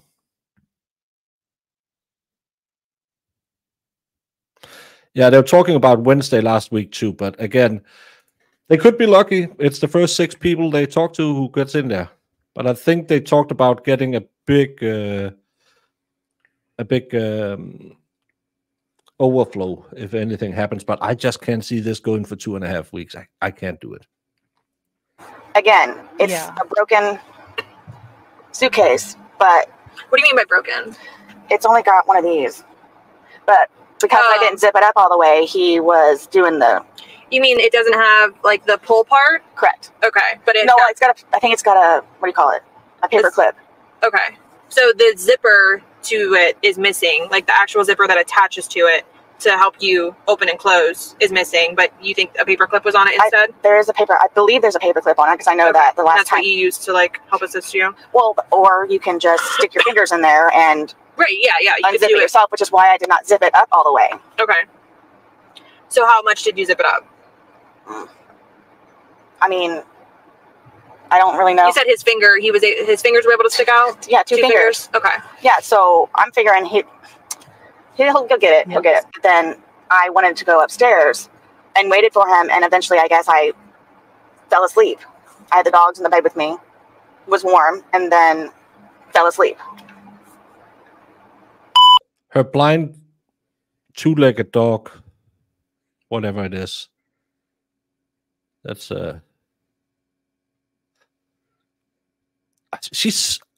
I hate this. I'm sorry. I don't know you, Sarah Boone, but I hate you. I hate you so much. Yeah, and And it's just the callousness with which she treats this. Like, look, I try to turn George into, a productive person who had value in my view, but it didn't work out. And now he's framing me, and this is totally unfair. This is unfair. I mean, she is more upset that she's getting held accountable for the first time in her life rather than again, George had his problems. He obviously dealt with substance abuse issues, but as a family member, as a person who, cares about a person like that, there's always that hope that the person will hit rock bottom and will, dig themselves back up. Now there's always going to be that empty spot at every family occasion. And this does not even compute to her. She doesn't even, or can't or won't comprehend that she has taken away a life. She is more upset about, people are talking about me on the internet. Judge Wooten and YouTubers are making millions of dollars on me. Yeah, and that's the part that makes me. And again, it's maybe a little stupid to say I hate her, but that's what makes her so dislikable. Because as we talked about before the show, take the effing plea deal, agree to manslaughter, say sorry to Jorge and his family, let them have peace. But no, you are too much of a see you next Tuesday to even admit that you did anything wrong, anything at all. Yeah, it's a way she absolutely doesn't understand that she has a responsibility that really annoys me. Hey, well, it's the same thing as Daryl Brooks. Daryl Brooks is like, we'll never know why God allowed this to happen, or y'all think I'm heartless. You ran through a parade, Daryl. Yeah. We don't need Sherlock Holmes here for this. No, I'm pretty sure even Mindy Collins' Wilma could figure that one out. I don't know. That's giving Velma a lot of credit. Mindy Kaling's Velma at that. Yeah. She's very focused on her image and how others view her. She is, but that's because she's a narcissist. It's me, me, me, me, me, me, me. What was the stuff she needed to tell them? It wasn't that, well, we had a rough relationship. He was beating me like a piñata. I was really in fear of my life. No, it was, I'm a straight A student. I try to excel at everything I do. I'm such a perfect specimen. That was what she needed to tell them in the interview. And she was more annoyed that she had to maybe tell Jorge's family she killed him. To me, that's an other BS. Yeah, and let me tell you, when you get this news, it is life-changing. You feel like you have been sucker punched. The gravity has gone out of your world, even if it's something, like a diagnosis and the person's on hospice. No one flippin' cares enough about you, Sarah Boone, to have gone straight into, pitchforks and, torches mode when they learned that their son had died. No one cares that much about you, Sarah. Only you care that much about you. Yeah, that's the thing. She wants everyone to care as much about, because this case isn't about a dead person. It's about the injustice. The way I just read all of her crazy letters until she went pro se, and each and every one of these letters was just, woe me. I have been trying. And she continuously just pushes it because she can't face consequences. This lady, that's why she's living like she does. She never accepted she had part in anything in her own life. It was everyone else who ruined her life. She should be the new queen of America. She deserves that. She's that good in her mind. Yeah, that the battery is dying thing, it strikes me every time we watch it. We can hear his begging for his life, and she's saying, "Oh, your battery's dying." That's all she focused on. Yeah. So you guys are joking. He's in there. You said you could see 2 of his fingers? Yes. And then, like, you just decided, okay, I'm going to go upstairs now? Or? Because I figured he would get out and then go upstairs and have intimate relations like we normally do. But I fell asleep. Okay. And he never came upstairs. You stayed in the suitcase. Again, I'm thinking he's downstairs on a laptop earlier today. And then remembered. Okay. So is this something that do you guys play hide and seek before you have sexual intercourse, or do you guys just play hide and seek because you're bored and you're just trying to pass time and it's fun? We were again puzzled out. Can't paint anymore. Because I feel like Sarah, she's trying to give you an out. I have told you from the beginning of this case, had you said it was a smexy kinky thing, okay? People would be really weirded out by it. No one wants to sleep with you, Sarah. But instead of hide and seek, which is ludicrous, you could have said it was foreplay. He just likes being, in a tiny enclosed place. It makes sleeping with me seem less, horrifying. That's how we roll over here. Oh, he needs to be deprived of oxygen a little bit before he finds me attractive. That's a weird kink he has.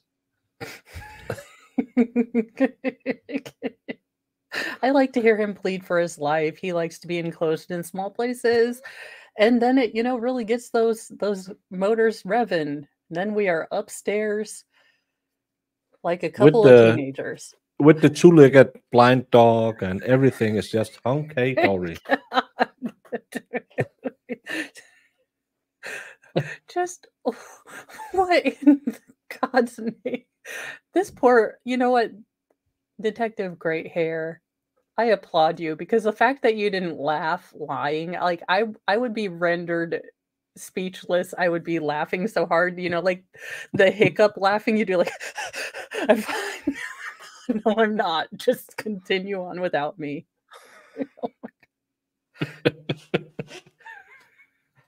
I have fantasies about getting in the ring with her. Never have I wanted to do that in my life before. Not proud of it. Just saying, Kathy, I think that's a normal reaction to this woman, because she is just annoying.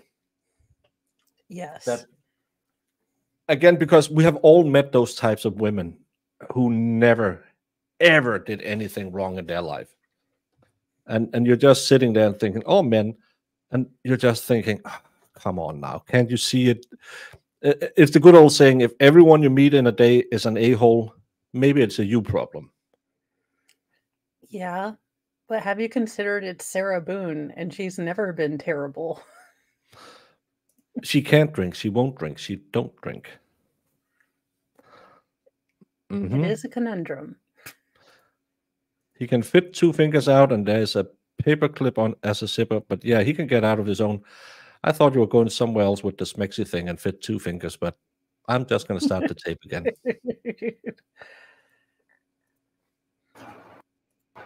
Even started to purge some of the art that's on.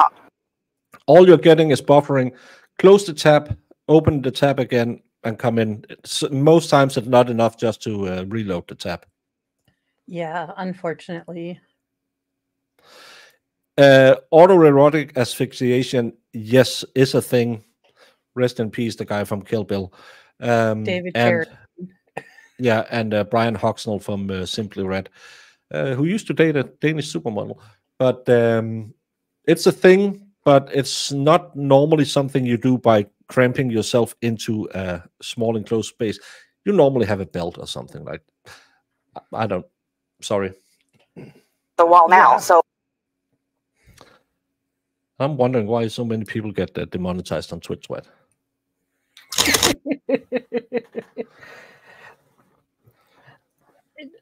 She is just insufferable. She is insufferable, and today's date is February. Detective. Yeah, and she's just, is this like a kink thing? No. Imagine. Yeah, I was like, maybe he was okay being left in the suitcase if that was how the night was going to end. Like, okay, after a light suitcasing, it's off to the bedroom. And he's like, no, you know what? Yes, the lead singer of NXS is Michael Hotnick, the guy who dated Helena Christensen, the Danish supermodel. Ooh. If he Yeah. has a Danish supermodel, why does he need a belt? Well, they had stopped dating at that point, and he was very depressed. So. Oh. So sad. Yeah. He has to pay. She has to be paying for protection. Maybe that's Pena is a protection. Hutchins. Yeah, Hutchins. Interrogation and not interview of Jorge's brother. I don't know. I didn't name these. It's again, all of this can be found on MellyD's YouTube channel. Go over there, give a little subscribe and a likey poo. She has all of this plus the videos I won't show. 26, 2020. The time now is approximately 13:22 hours. This is in reference to Orange County case number Also her who put the pictures on that. It's not me. 20-017904. I'm currently located in my unmarked agency vehicle outside of yard in Orlando, Florida. In the car with me is my partner, Scott Lower. And in the front seat is, sir, can you state your name? Oh, it's in the front seat. Sorry. I was wrong before. For me? Juan Torres. And your birthday? Okay. And you are the brother to George Torres Jr., correct? Yes, ma'am. Okay. It came to my your parents had explained to me that you had a conversation with George a few days ago. Do you recall that specific date? Yes. It was Sunday. On Sunday. So Sunday, we're looking at the calendar together, the 23rd? The 23rd. Okay, so February 23rd, you guys had a conversation. Do you recall what time that conversation took place? 7:30. Well, it finished at 7:30. Do you remember what time it started? Do you by any chance still have it in your call log?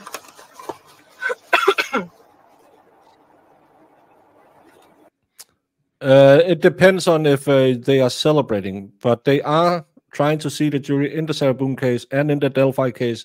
So those courts are open. I think it's optional now. When Yeah. By localities. So if, you know, you're a courthouse that wants to honor all federal holidays, you can. But I think this is maybe one of the only federal holidays that are kind of optional-ish. Yeah, we had that with what's the one they had last week? Labor Day? No, Jewish Christmas, Jewish New Year. Rosh Hashanah? Yeah, Yom horseradish Kippur is thing. the New Year. Rosh Hashanah is, or is it Purim? I don't know. You guys, Isn't not that something gonna on a lie. woman? No. There we go. Kova 4042, Rosh Hashanah. Oh, For some reason, my I had a lot YouTube of problems algorithm- pronouncing that. I thought it was Rosh Hashanah. My YouTube algorithm put me onto this woman who is a Sephardic Orthodox Jew, and she is such a sweet voice, but she's teaching me how to say all the words and learn new things, and she's a whole lot kind and, you know, even tempered. So I do like to see how people who, you know, have all that can function. But I'm like, I'm learning how to say all the things I used to butcher really bad in my Indiana accent. And I can tell you that the state has 50 effing people on their witness list in the Boone case. That's so stupid. They don't need them. Really don't need them. Yom Kippur New Year, Rosh Hashanah is Day of Atonement. I don't know what that means. Atonement, that's something Sarah bypasses every time at the self-checkout.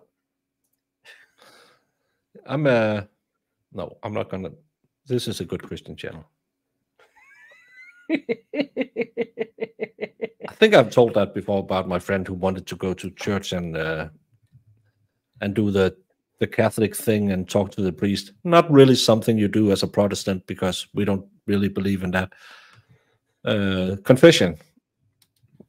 Because he had spent a night with a lady of the night. Oh. And that was in Hungary, where they are not Catholic, They are Orthodox Catholic, but still, they're Orthodox, and he doesn't speak a word of English or Hungarian. So whatever he told the priest probably just said, "That's fine." Look, as a professional recovering Catholic, it's just a minimum of 10 Hail Marys and 1 Our Father. If you really screw up, it's an entire rosary. And depending on how fast you can, say those, or if you pretend, which might be why I'm just aiming for purgatory. Yeah. No, I just find it funny that a guy who can't speak any foreign languages chose a religion he didn't believe in because she got paid. Well, I mean, you don't want to go to your pastor to tell her, you did the flying wheelbarrow and a couple other things that you can only explain with a dry erase board. You did the not the Del Brooks, the Garth Brooks. So it had to be 7:30 because when you call it, clocks it.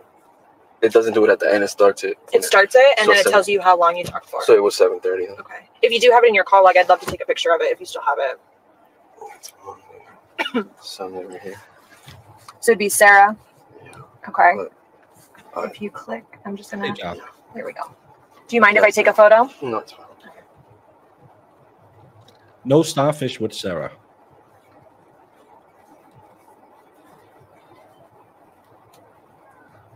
Okay, and so it says you received an incoming call at 7:30, and you guys spoke for 4 minutes.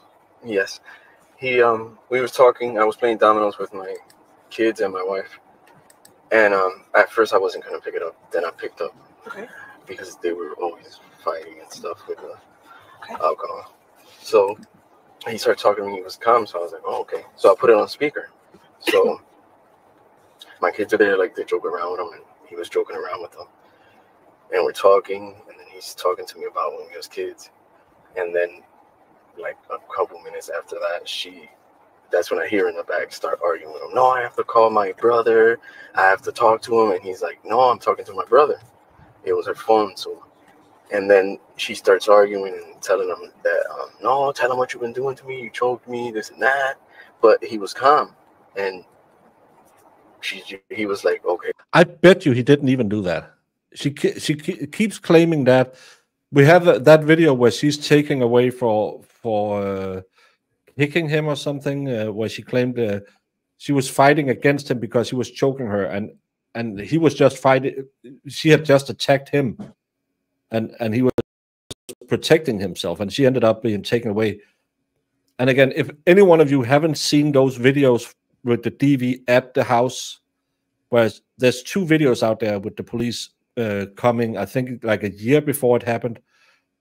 Go watch them, and I think they are probably the best insight into her psyche. She is mentally stunted at, I would say, 13, 14 years old maximum. She's a roller coaster of emotions constantly. We all know this person. I mean, generally we avoid this person, but it's the person that on first blush, okay, it looks like maybe they are a victim of something.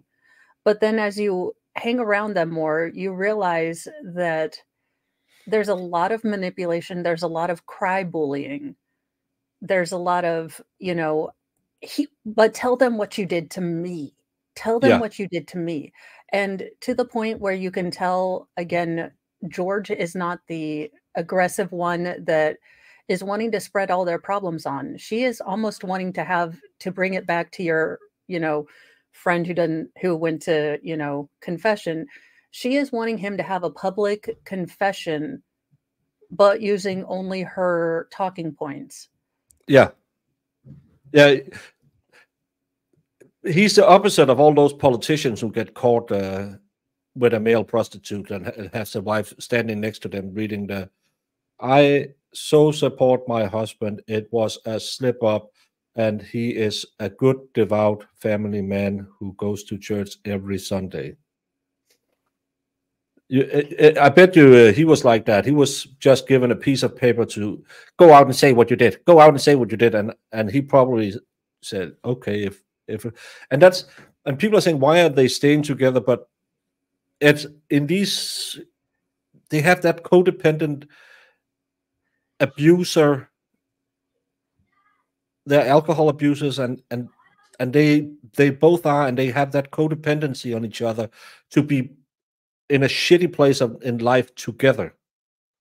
And it's such a weird dynamic, but you see it a lot in with people who has some kind of drug abuse, alcohol abuse, or stuff like that, that they live with people even though they know 100% that their chances of getting a better life would exponentially grow if they just got out of that house. But they can't, because when they have a bad day, they want that person to be shitty with them. It's such a weird dynamic you see in abusive relationships.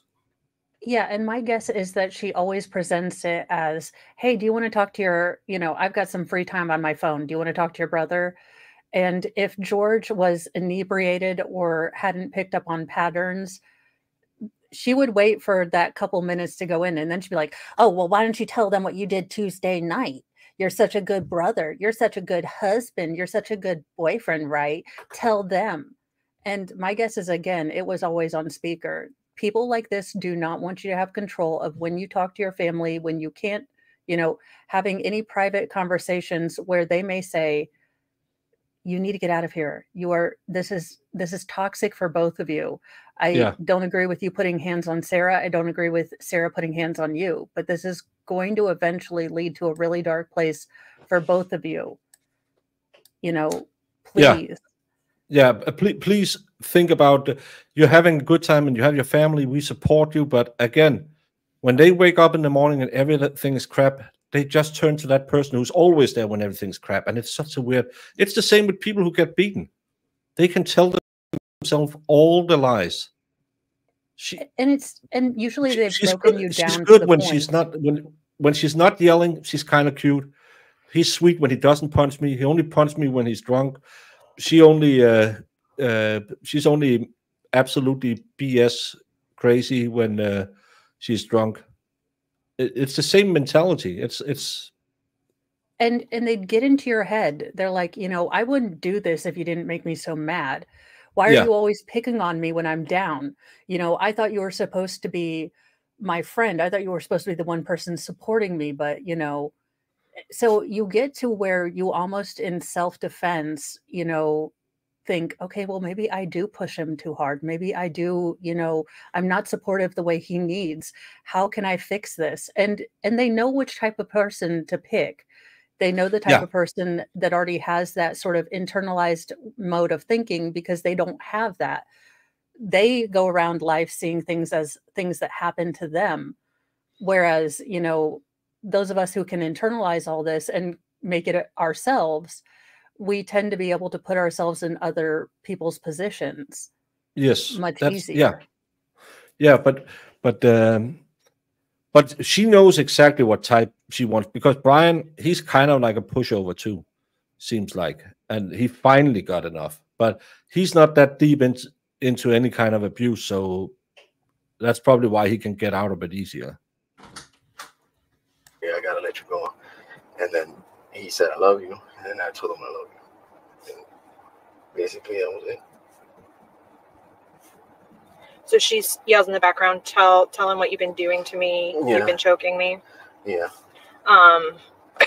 Did you ask him anything about that? No, because the thing with them, they would fight and they would hit each other. Because there was times he came here and she had hit him with a phone and he had a black eye. So it was like... Did you witness that? I didn't get to see it, but he told me himself. Okay. So you guys know that there's domestic between the two. Between them, and I told them, get out of there, get out of there. I would tell him leave. And what's crazy is that he would leave, come here, and she would call and tell him to come back, and she would come and get him. So if she had the car, he didn't have a car. Right. So you said that he sounded calm. He was calm, relaxed. Like he would, I can tell because my brother's been drinking for a long time. We tried to get him help before. Right.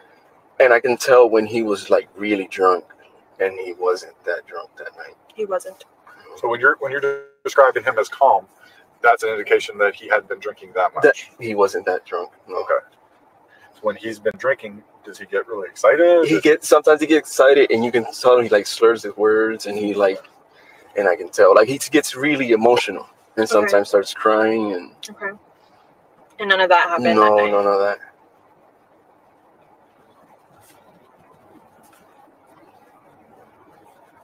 Have you ever witnessed them physically fight? I've seen them because I've been to their house and she's come out all crazy. I went over with my wife, and they had called me to go over there. She had called me to go over there. Sarah? Sarah had. Yeah, again, this is the same pattern. Get witnesses over, and then I will start a conflict, so I can be the victim. I can just Okay. And I was like, okay, I'll come over. That he wanted to see me, so I went over, and as soon as I get there, probably something to do with family court, and yeah, they rule in favor of even the worst. Adam Montgomery got full custody over his 4-year-old daughter while living in a crack den with no electricity. Just to paint a picture. Yeah, and a functional alcoholic like Sarah will know, okay, I need, my Dr. Pepper bottle with, not boozy smelling booze. She can clean herself up for court. She can, sit on that stand and say, I was an honor roll student and I am the best mother, and all of these allegations are just baseless. Brian is just trying to keep me away from my son, so it is possible that he knew that it was going to be an uphill battle to have to document all of this, and that, based on many family courts, no matter, even if he had documentation and proof, they might have just sent her to like, okay, go do some AA meetings and we're going to give you a parenting class. And, you're going to have to test, your alcohol level. But it usually takes a long time, and it's incredibly difficult to take parental rights away from someone who's just, as the court sees it, abusing substances. Yeah. And it's just, that's one of those things where you sit here and think, but court does that. And Jess says there was a court order in place regarding visitation. He advises in his interview he'd been contacting his lawyer about changing it. Yeah, but even though she doesn't, that's why whenever I have friends who are going through divorces and stuff like that, I always say, make sure to document, because if you miss one time, it can be used against you. But this woman, she has to be called 3 times just to check if she's going to pick up her kid. Yeah, And mom it of might the be year. a question of money, because for him to get a lawyer, for him to, document all this stuff, I mean, and she can get continuance after continuance. All she has to do before she goes to court, let's say she gets one of those, free lawyers that they offer, sometimes legal aid, they'll tell her, it looks like you have an alcohol problem. Go get into AA real quick. Like, go look like you're attempting to fix the problem. Yeah. Swear that you're going to start going to church every Sunday, and you'll take AA 3 times a week, and they'll say, she's a mom. They love their kids. It's natural. That's one of those things where moms is very highly favored instead of men. I think in Denmark, 97% of all custody cases ends with, in Denmark, we have forced shared custody, but the right to live with the kid, if they have to split it, 97% of the time goes to the mother, because men can't be good parents, apparently. But equal rights and equal lefts. She comes out crazy because she had saw some guy peeing around the corner, and she was trying to fight the guy and argue with the guy. And my brother was like, yo, calm down, B. Just calm down. And it was like, I went to that. That's why I would try to avoid everything. Like, I would call, whenever he called me, I talked to him. I tried to talk to him. But it was always, like, they were always. Did she physically touch George, or was she just getting really upset and upset? Like she came out upset. But there was there's a person, I can't remember, somebody seen him because he was on a bike one day, and he told me, I can't remember the person it was, because he was on a bicycle and she hit him with the car, and I can't remember who the person was, and he told me. Okay. Have you ever seen any marks on George? Yeah, around his neck, eye. Like what kind of marks? Like the time she hit him with the phone. Okay. He had a black eye, scratches all over his neck. Would you see Sarah every time you saw George? Off and on. Like if I would go over there, I would see her with him, and then sometimes if he ever came here, I would see him. Or I don't think we ever heard how big his family is. We just know they called her everything but a white woman. And Mo, you and I are very, very pale. Is it demeaning to be called a white woman? Because people calling me a white man haven't really hit me in the fifis so far. I'm only 27, but still. Considering that, I don't go through life thinking that everyone is against me and none of my life choices have led to any badness. No, I don't care. Call me whatever you want. Just don't call me late for dinner or if you have chicken wings. I like some chicken nuggets. I know. I'm over here like, now I need cake. I need chicken nuggets and wings.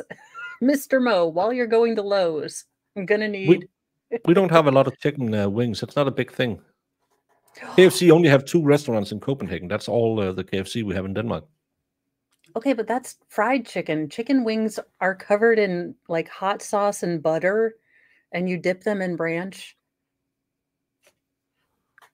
They're really good. I'm not even sure like what ranch dressing tastes like. Happiness. But only Hidden Valley, not the Kraft Ranch. There is a big divide. When I do my next trip to the US, I need to do a Midwest stop and visit Jamie, and then I know I'll be smothered in fake vanilla and ranch dressing and killed by her carport.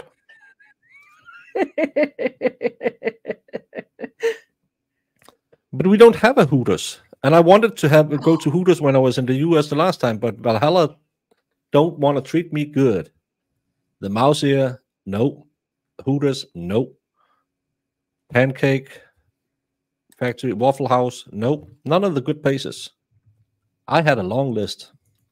Sometimes when I would go over there, he would just come out and I wouldn't see her. So you more saw your brother than Sarah? I think it was equal. Equal? Because I've seen her. Sometimes she had marks and stuff. So. You met me. Were you ever in doubt that I would like to go? Iris is nice enough that when she goes to Twin Peaks, she sends me a picture of the servers. One of them, she looked kind of like a fun night, a wrecked car, and a lot of trips to the doctor for penicillin. So, what do you mean by mark? A party. Yeah, a party that you regret. Like bruises and stuff too. They used to beat each other. And where were her bruises be? I've seen on her arm, black eyes too.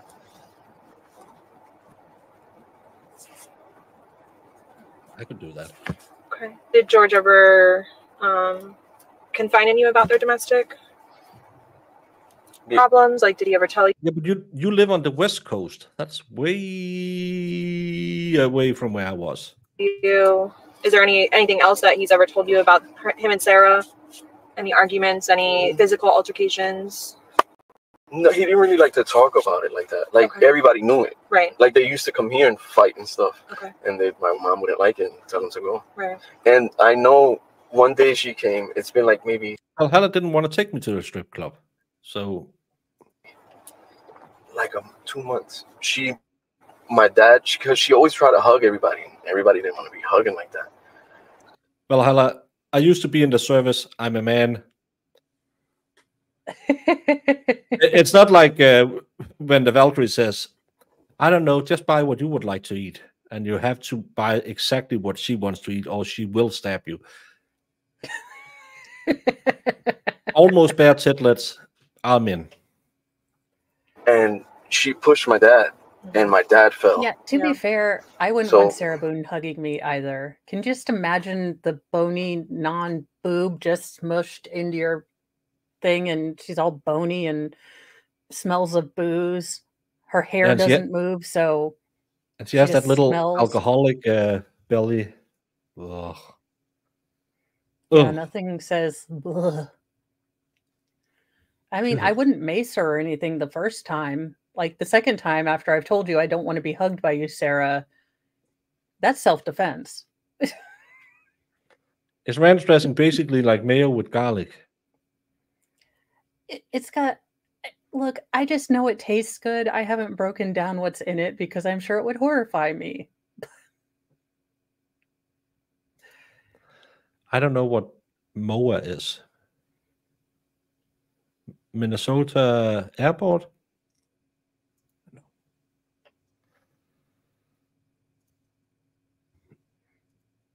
Algae potbelly. Yeah.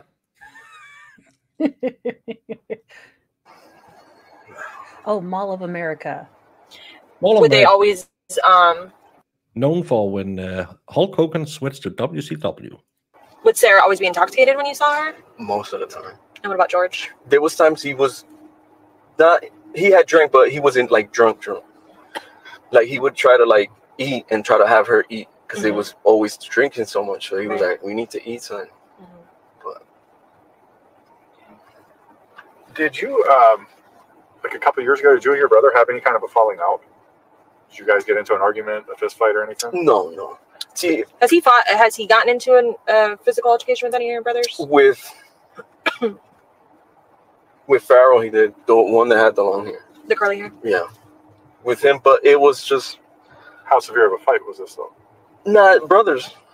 Did he Anybody go to the hospital? No, nothing like that. Anybody have, like, bloodied lips, broken noses, anything like that? Broken eye? No. Oh, he had with my other brother, too, with Mo. George had went to the hospital. George went to the hospital. Yeah, George. It was a few years ago, like 2 years ago, maybe 2.5. That happened because she said they was drunk. They was at my Mo's house, at Moses' house. That's the other one. Moses? His name is Moses. Is it last name Torres? Torres. Okay. They had got into it because Sarah had came and said that George had beat her, and then they got into it. But I wasn't there that day. Moses he can tell you about that. But George did go to the hospital. George went. George was in the hospital for that. Imagine beating your brother because of this B word. That's something. Well, and here that also destroys Sarah. They called me everything but, super pale.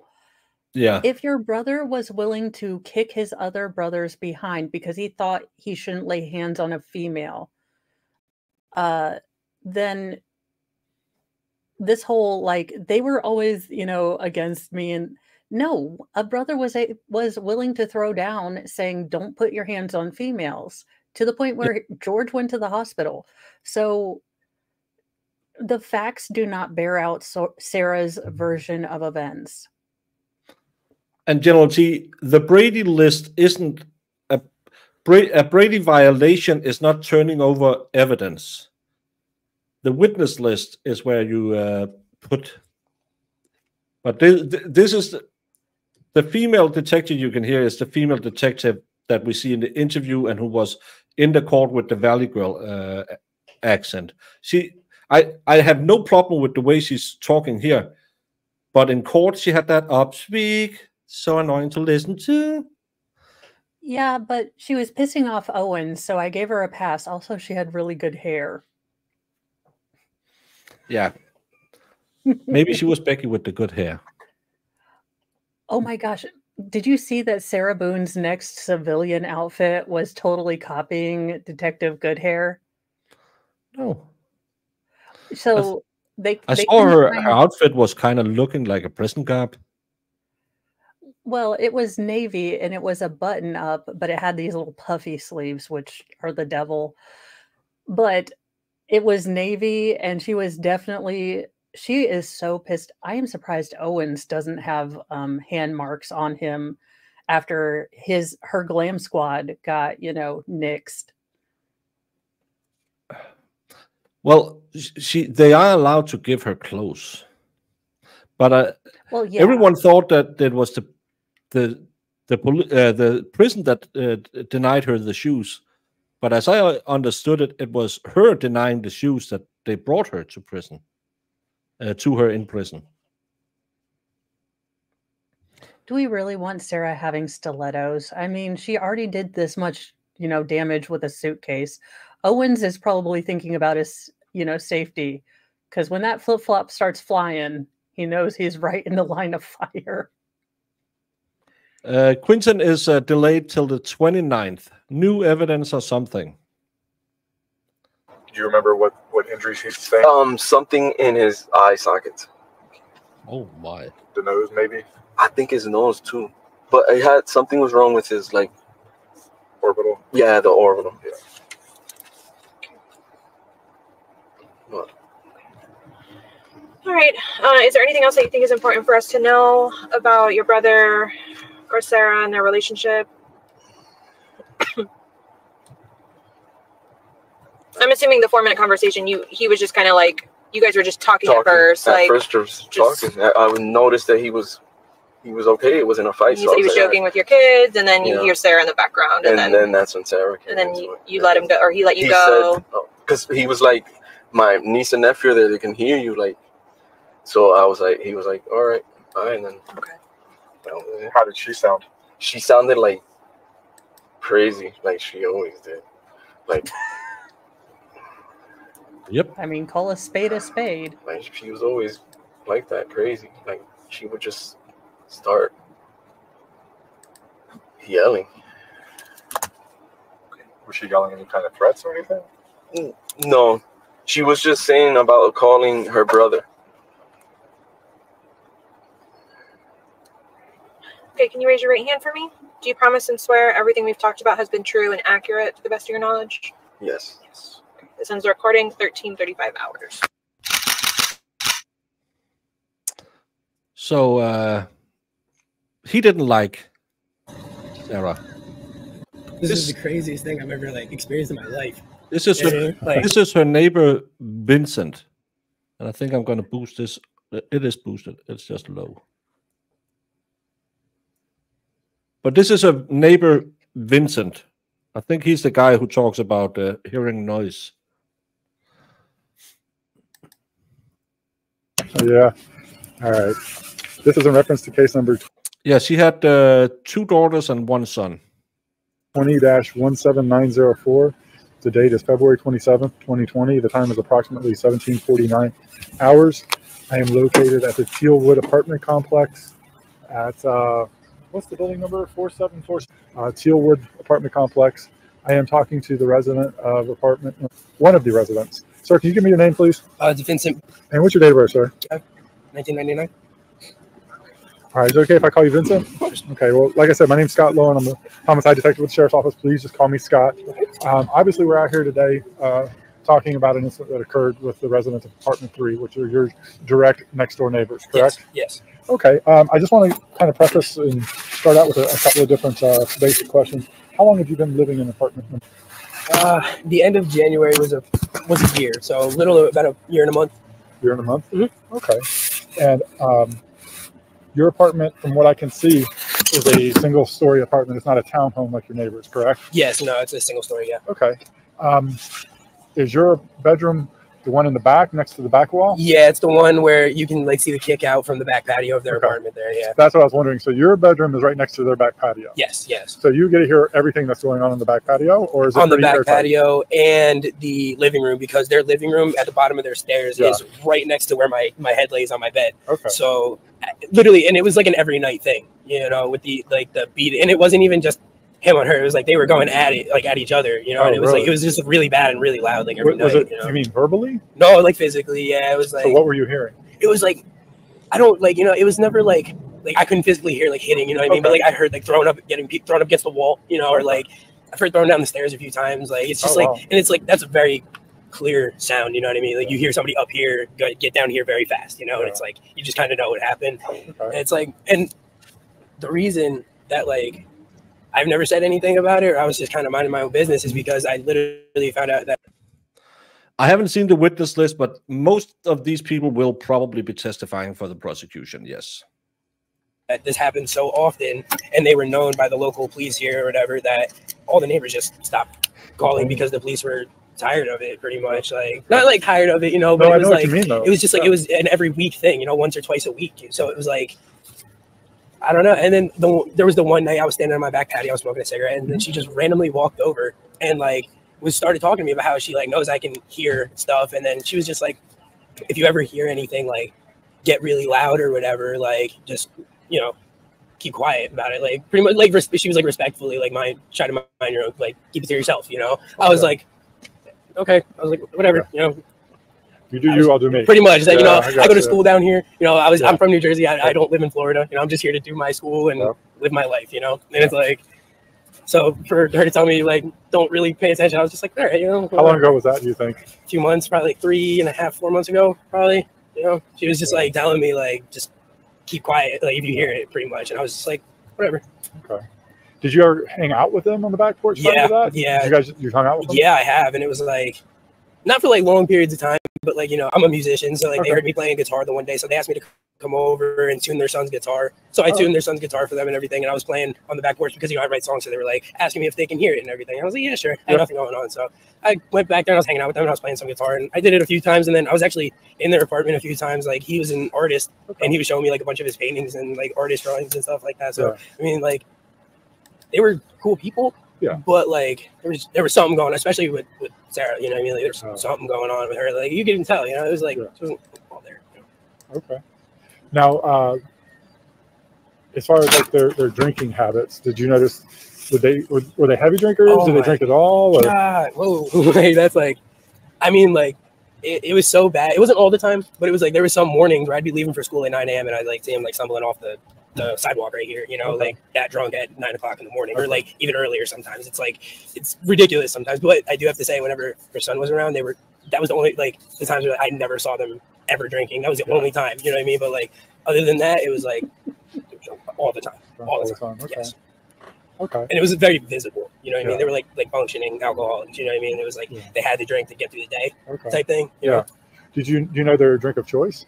No, I'm not sure. When you were hanging out with them, you never. No, because like when I was hanging out on the back porch, they weren't drinking. We were just honestly sitting there, and we were smoking cigarettes, and I was just like playing some guitar. But yeah, they weren't actually drinking that day.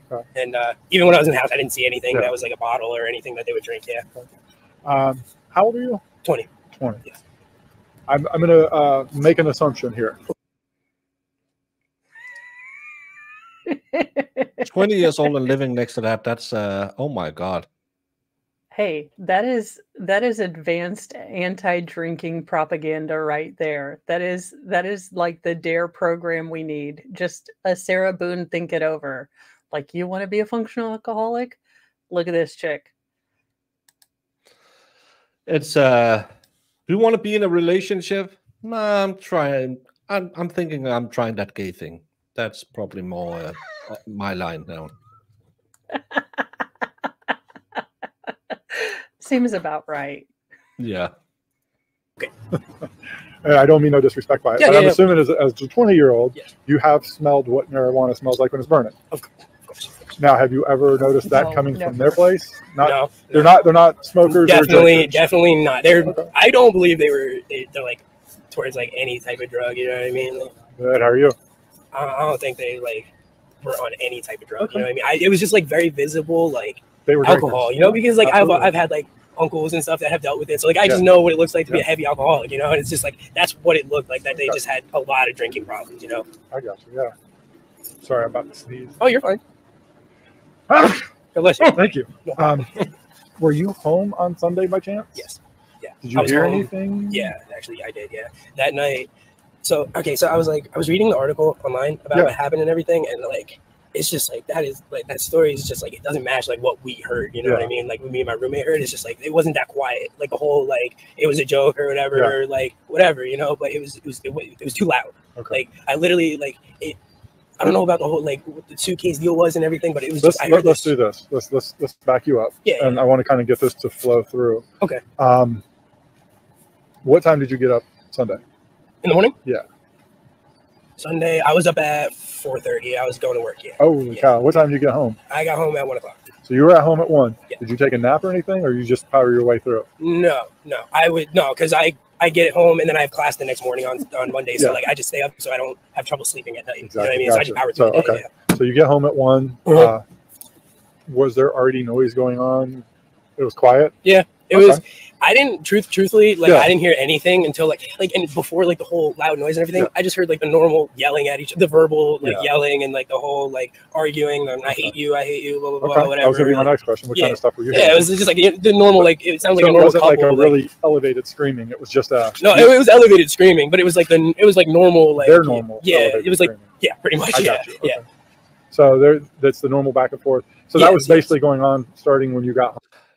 Chrissy, I'm thinking she had that Dr. Pepper thing because, again, it'll take the smell off as well of the vodka or whatever you spike it with because, you have that sweet smell of the cherry flavor in the Dr. Pepper. I think that's why she's a Dr. Pepperer. So I bet you she that can never went empty completely. Yeah, and if she didn't want to go through the DTs, she didn't want to be shaking, she didn't want to be, not copus mentis or meme copium, she would have to have something with her at all times. Not to mention, my guess is that her adrenaline starts spiking. My guess the biggest fear she had going into prison is that she would no longer have her chemicals. I mean, she probably was more panicked about not being able to get her vape pen or her cigs before going to jail than she was ever worried about George, which is sad. But I just bought the pack. True. She had just bought the pack and they tricked her into going into the jail and scared her. Coerced her to I hate that woman. I would say probably a little later in the afternoon. Later in the afternoon there. Probably around 7 o'clock is because I feel like that's when the drinks are settling in and they get a little more violent toward each other, and it's were they outside or was this all inside? You remember? It's truthfully when I'm home and stuff, I'm a music producer, so I'm on my laptop a lot in my room, so from what I heard in my room, it sounded like they were directly across from me or directly across and up. So either in the rooms there or downstairs in the living room in that, area right there. So did you go out on the back to smoke it all that night? No, actually I quit smoking. I smoke a vape now. So I stay in my apartment now. It's just a little vape now. Good for you. Wow, that's a big thing. I mean, well, and after the law changed everything, I can't buy them anymore. So I kind of got forced into it, so it was this is just I needed it to kind of ease the cigarettes off, but we're working at just trying to go completely. Can't you buy cigarettes as a 20-year-old in Florida? No, I think he was trying to quit smoking, so he got a vape pen.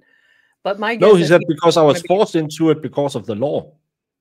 Oh, that might have been that too. But I was just thinking he didn't want to be outside, and he's like, I can smoke the vape inside. Screw that. I am never. What kind of communist hellhole has America turned into? Home of the proud, land of the free. As long as you follow all these rules. Well, Florida, you used to be America's freedom dong. Now you have all these rules. This is ridiculous. And I thought Europe was getting absurd. Here you can still, as you should be, buy all the cancer sticks you want as 18.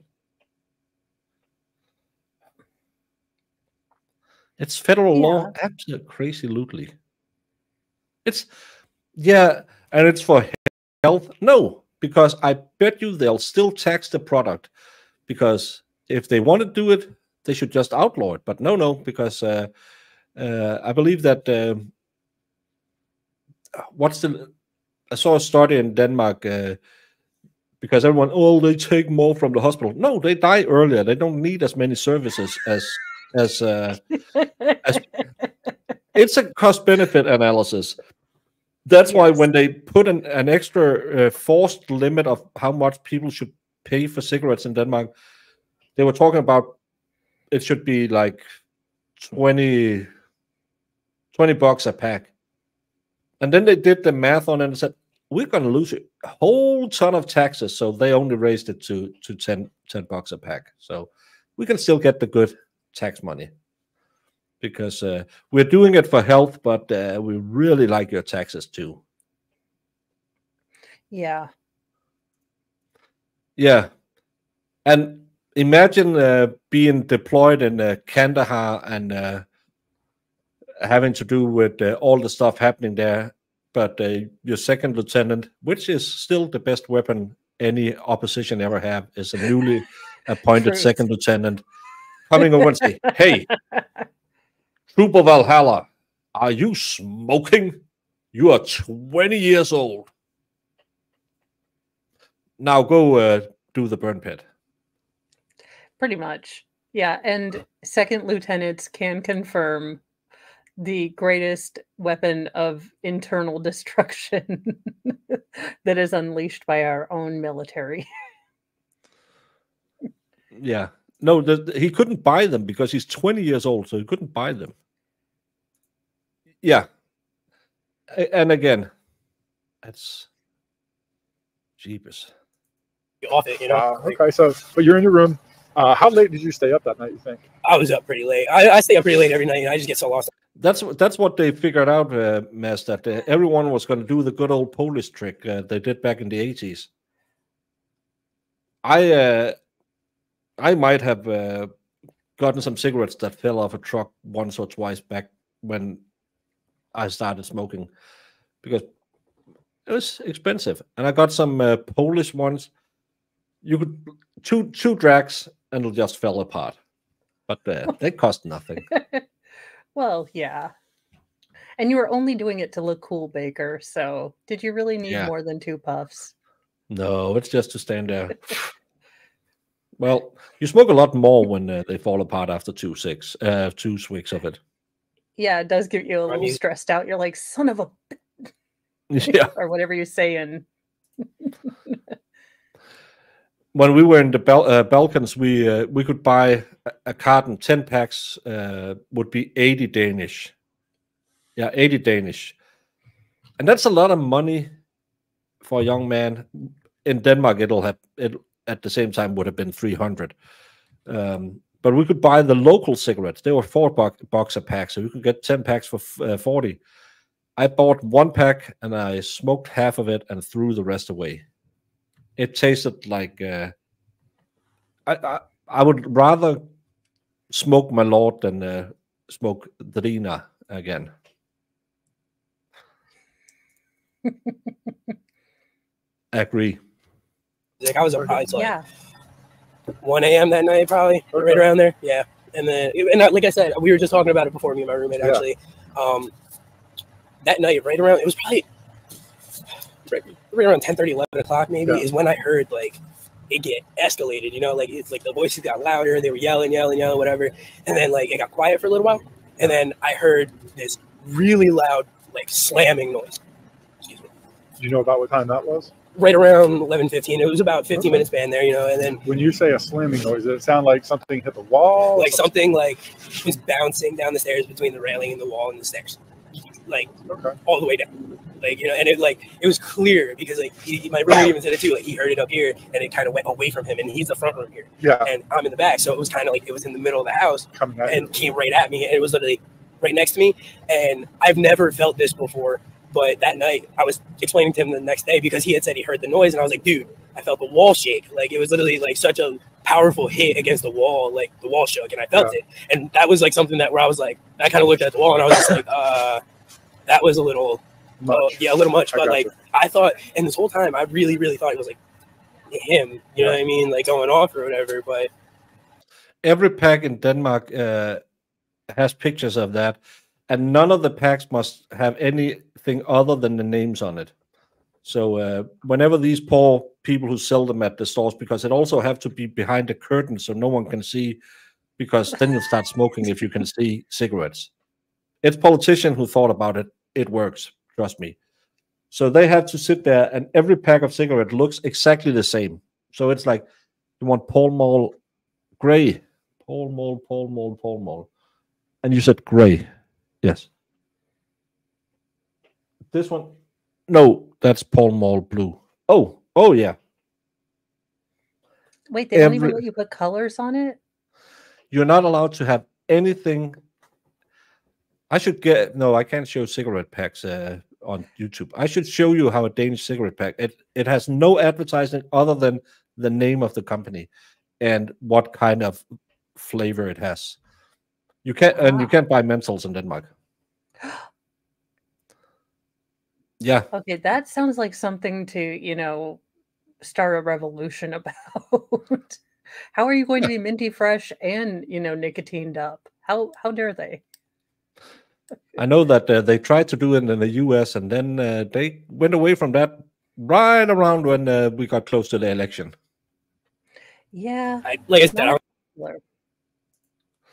yeah, I don't know why. I don't know what happened inside, but that's just like what I heard, and it sounded like it was just bouncing, you know what I mean? Like down the stairs between like the wall and like. And that was like a 11:15, you said? Yeah, it was like we heard like yelling and stuff around like 10:30, 10:45ish, and then it got quiet for like 20-30 minutes maybe, and then maybe like between 15 and 30 minutes around there. No and it was like then that loud noise, and then I heard like shuffling around, and then just we both heard it at the same time. It just got silent, and I was just like, okay, I guess it's over. I guess that was like the last then they're done. Like I guess they walked away from each other. You didn't hear anything after that? After that, not loud enough to where I could hear it through the wall. You know what I mean? I don't know if anything. Did you hear muffled anything, or just nothing? Only dead quiet. Dead quiet after that. Because the walls aren't thin, but they're not thick. Yeah. Yeah, they took away the 10 packs, and that was a really stupid thing because back in the day when I smoked, if I smoked a pack, I smoked a pack. If it was a 10 or 20, I smoked a pack a day. If I had a pack, I smoked a pack. So I cut down on my smoking by smoking 10 packs instead of 20s. Then they took away the 10 packs, so I went back to smoking 20 a day. It's politicians. They know what's best for you. They really are the Sarah Boone. I mean, so they could have been over there talking normally, and you would never know. Yeah, because if they're having normal conversation and stuff, no. But when they're fighting and they're arguing, you can clear. It's like being on the other side of a bedroom wall, because it's apartments and they're so close. But at 11:15, that's the last thing you heard. And what you heard was a thump. Yeah, it was right about that time, like right around 11:15. Yeah, 11:15ish. Yeah. And you were up till about 1, and you heard nothing else. Nothing. I heard, like I said, like a little shuffling around down there, and then that was it. Did you hear anything? Like, did you make out what they're? Hey, have him grab his buddy's stuff, his food, please. I feel bad. Your stuff is on the ground, and they're going inside. Thank you very much. When they were yelling earlier, did you make out anything, or is it just kind of? It's kind of just like I was saying. It's like you can hear the whole I hate you, and then you clearly. Thank you, bro. You can clearly hear something like the I hate yous and the clear cursing at each other and stuff, and I'm going to bring my partner over here. Okay. I'm going to introduce her onto the recording. This is Chelsea Ketzel. She's actually the lead investigator on this case. I'm going to kind of surmise what you told me for her, and if at any point I'm misquoting you, please stop me, okay? Of course, yeah, sure. He got up Sunday morning, went to work about 4:30, got home about 1. Things were quiet, so probably about 7. He said that then he hears the arguing. He said it's the normal. He's in his bedroom. He can hear the I hate you going back and forth, at a pretty much high volume, which is their normal arguing voice.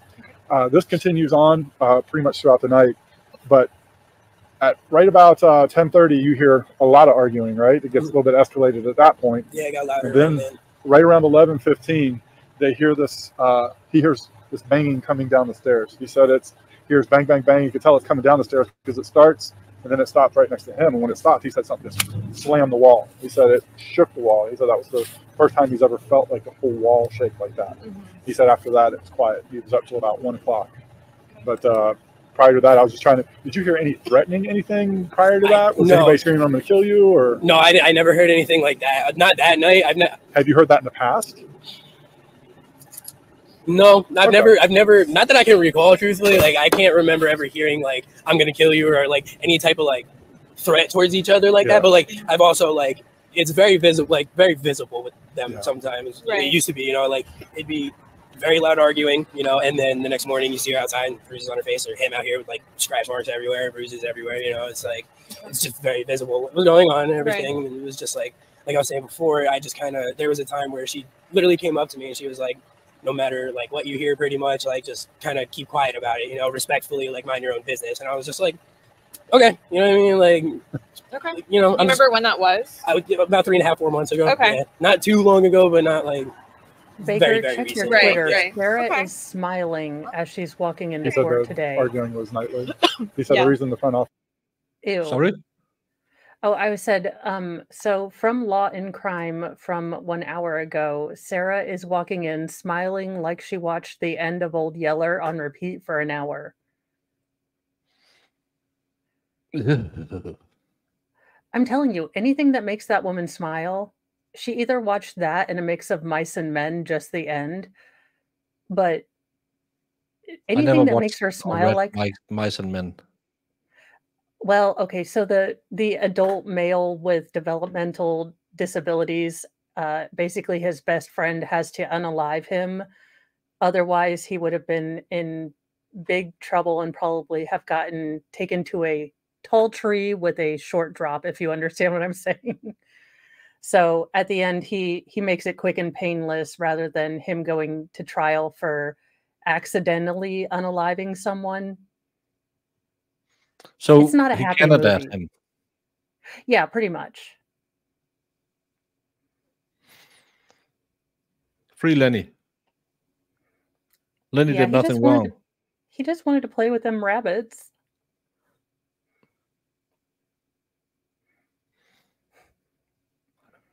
I should read. I think we were supposed to read it once, and I might have skipped school a few times. It's not a feel-good story.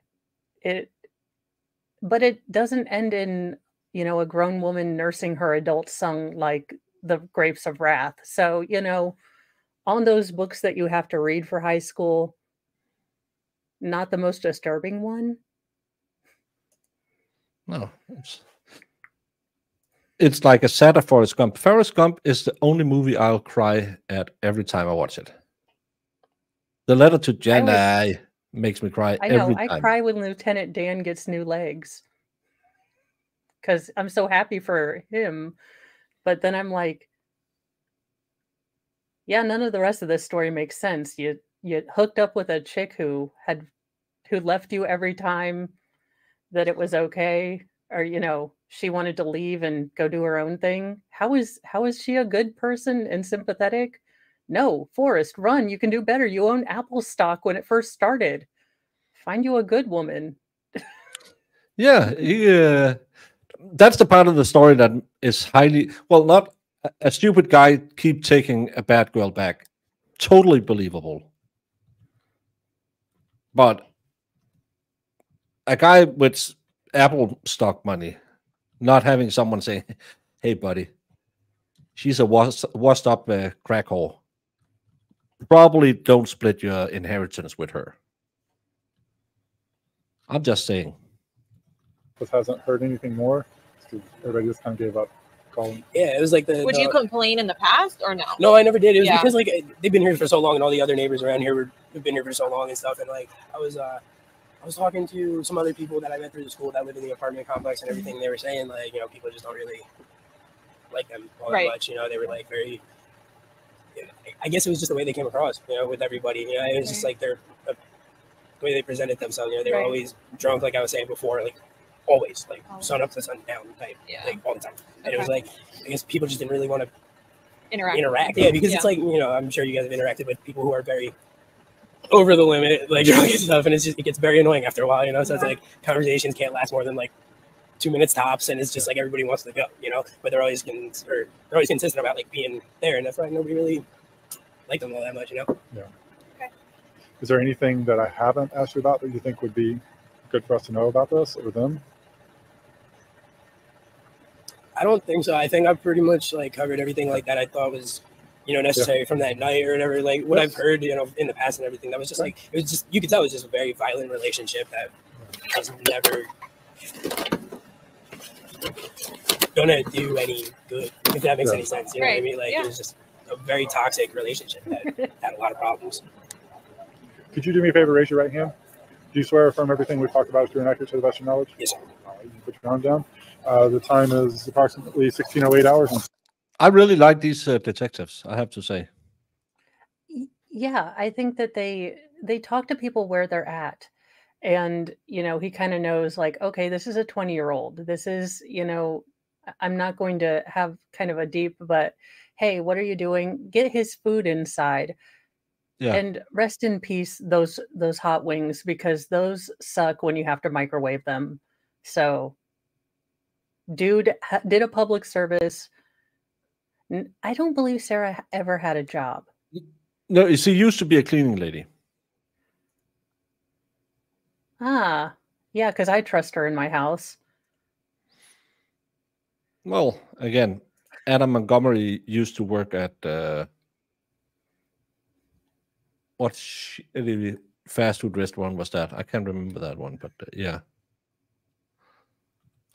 It's I can't remember. Well, let's get on with it because it's getting close to my dinner time. February 27, 2020. The time now is approximately 17:48 hours. This is in reference to Orange County case number 20-017904. I'm currently located at 4748 France Lane, apartment.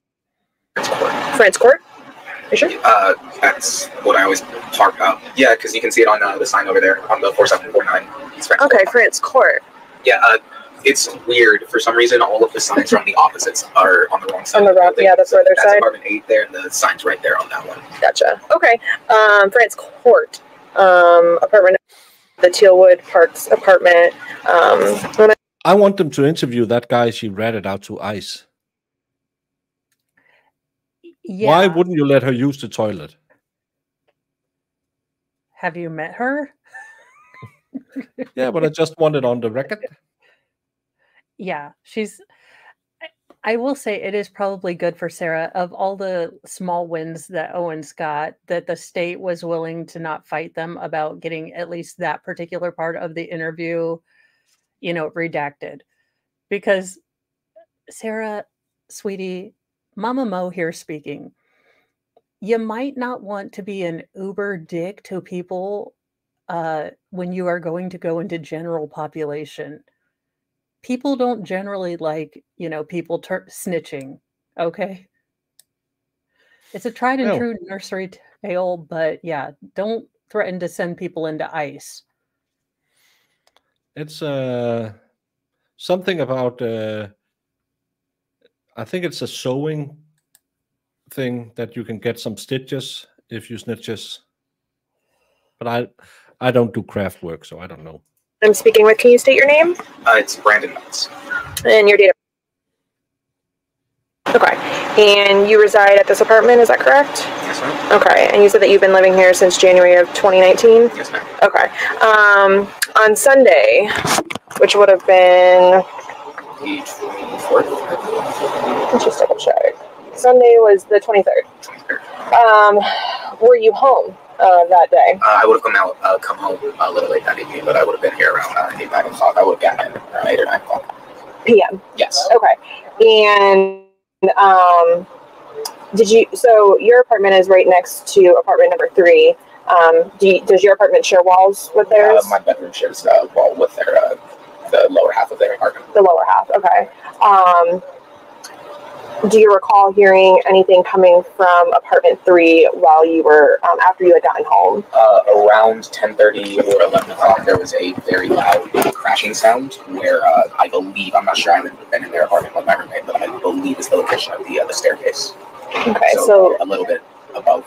A very loud, you said crashing sound? Yeah, like it sounded like something had been like falling down the stairs. Because it started up high and then it ended low. Okay.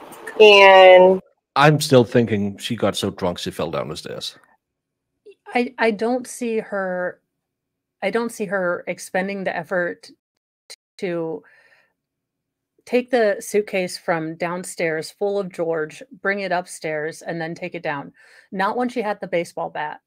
Not when she had that. I totally see her falling up the stairs though. And as someone who excels at that while sober, I can only imagine it was like a Benny Hill, comedy. Yeah, if she's going down there to just correct his attitude one more time, and maybe that's why her shoe ended up under the suitcase. But it wasn't. It was downstairs because they were giving it away for goodwill. That's what we have heard all about. And again, she nowhere have she said anything about it. She admitted that she beat it with a baseball bat. So why did I say I pushed him down the stairs? Yeah, and her need to add stuff, her need to clarify is going to bite her in the ass, because the state has already told her what you just told our expert does not in some respects line up to the things that you said, prior to and to your expert. So you do understand that we will be able to impeach you on that. And of course, Sarah is just hearing Sarah Boone and circus music in her head. So she's like, yes, I understand. I was terrified. I read something about battered spouse syndrome. Can I use that one? No, it doesn't matter. He said I can use battered spouse. That's. I think she has that Homer thing where he looks up and try and see his brain, and it's just that monkey with the symbols. Pretty much. That's what I imagine. No, beating someone with a baseball bat, in my opinion, is worse than pushing them down the stairs in a suitcase. Yeah, especially every time they tried to get out, she would go for his hands. And again, he's 100 pounds, as Edward points out, but she's a drunk. She's not a fit lady.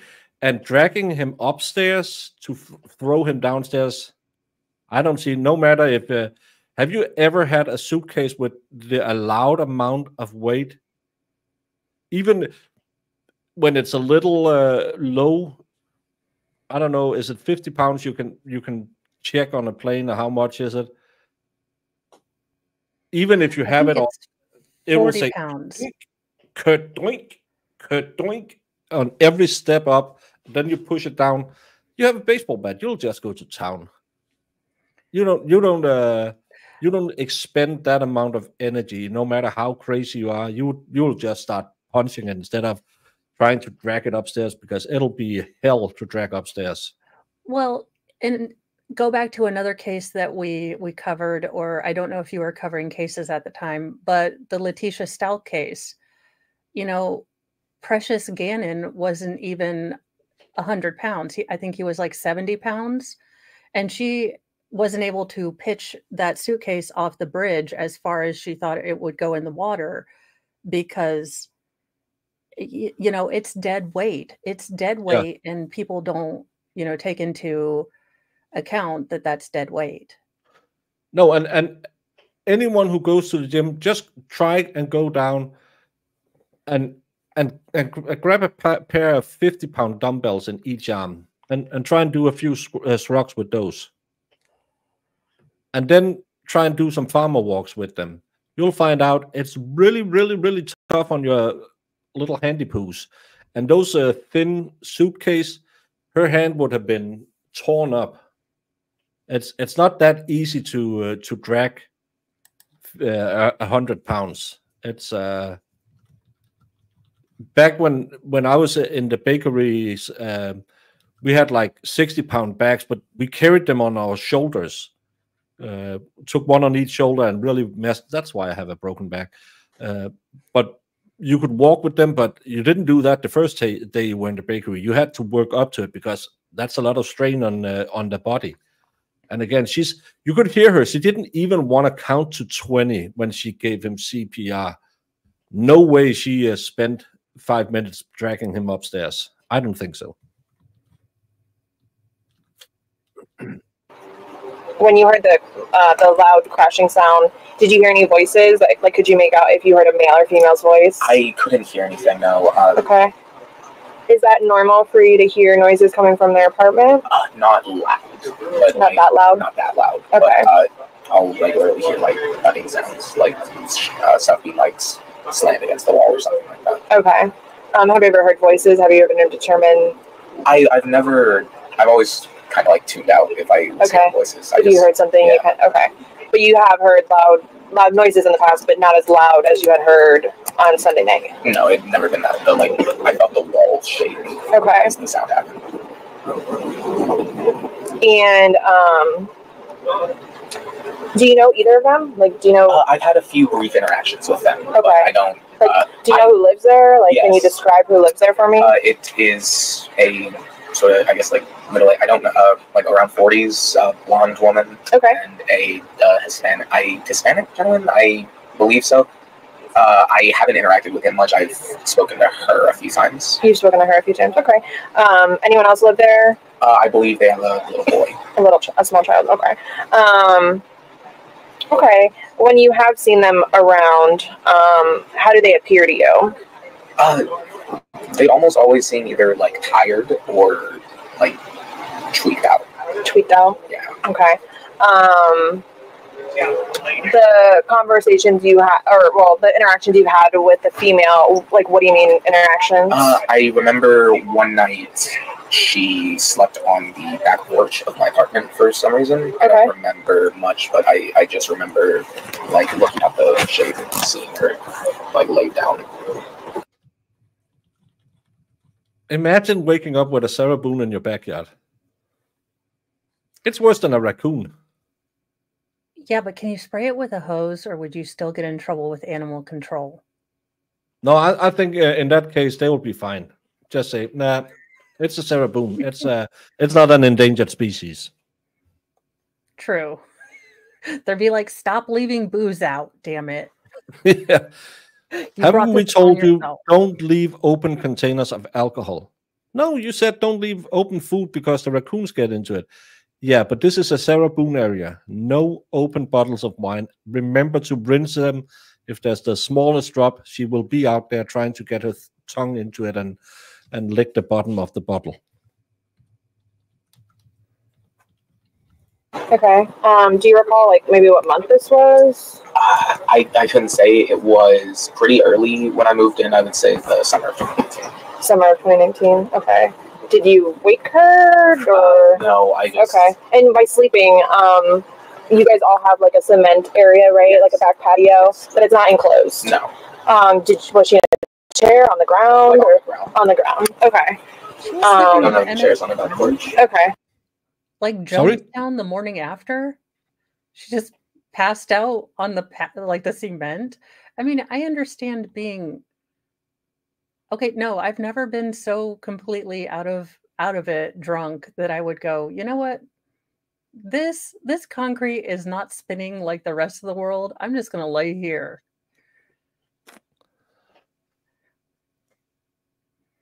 Well, I've lived a weird life, I know. I'm not saying that I chose all the places I've slept in my life.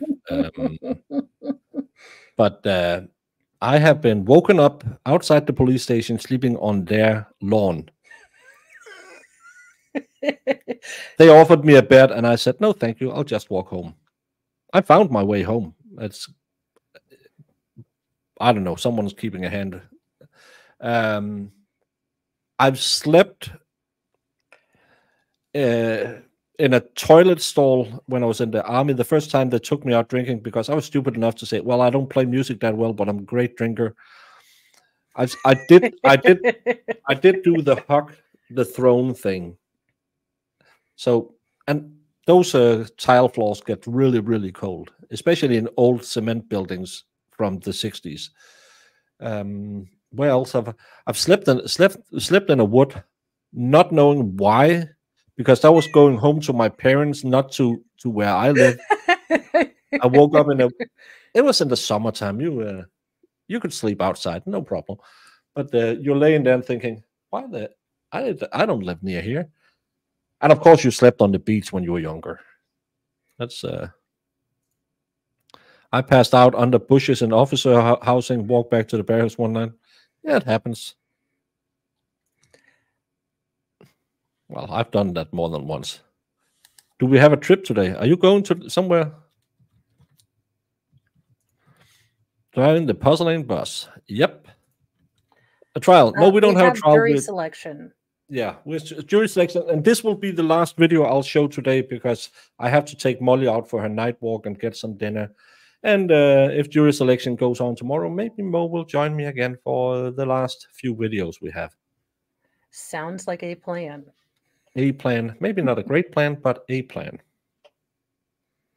The cold feels good when you're that drunk.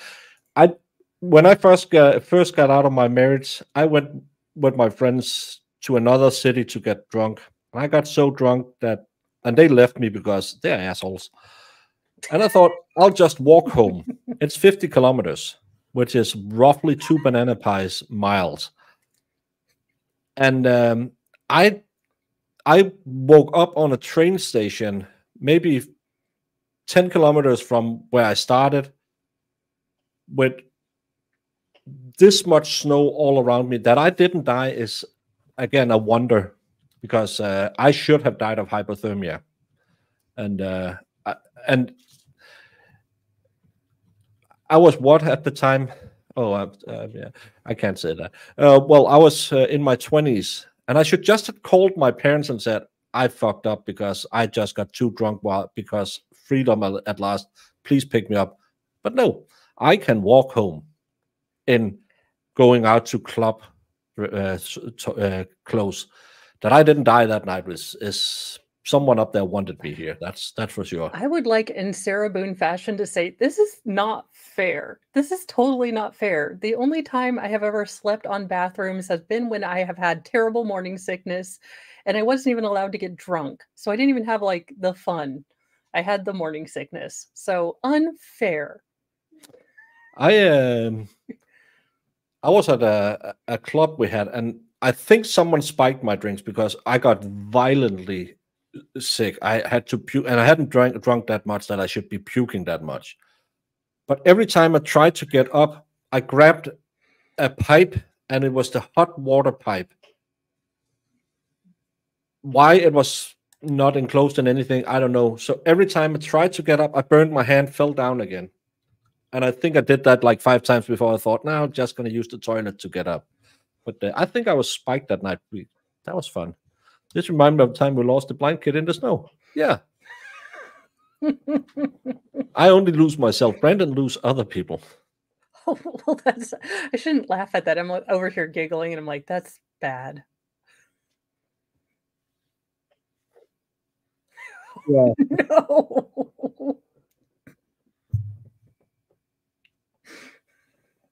Well, I made it to the toilet, and then, but I don't know how I got home. I went in and talked. It was me and a buddy who was out. It was a Thursday night, a perfect night to go drinking, and we met some Dutch ladies who played handball for our local club, and we were sitting there talking to them because my buddy knew them from, I don't know.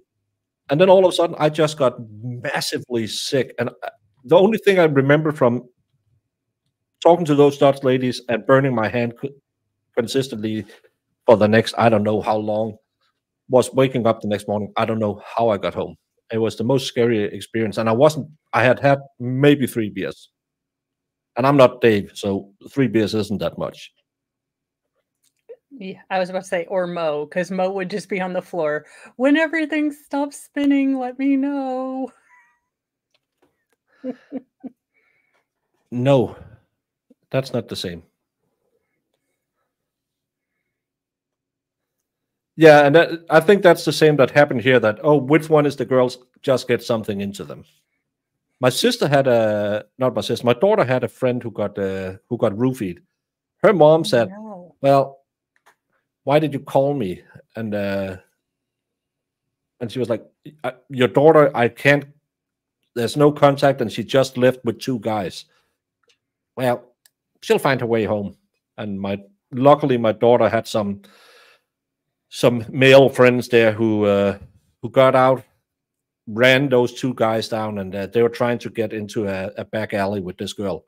So they got a little street justice. And I approve.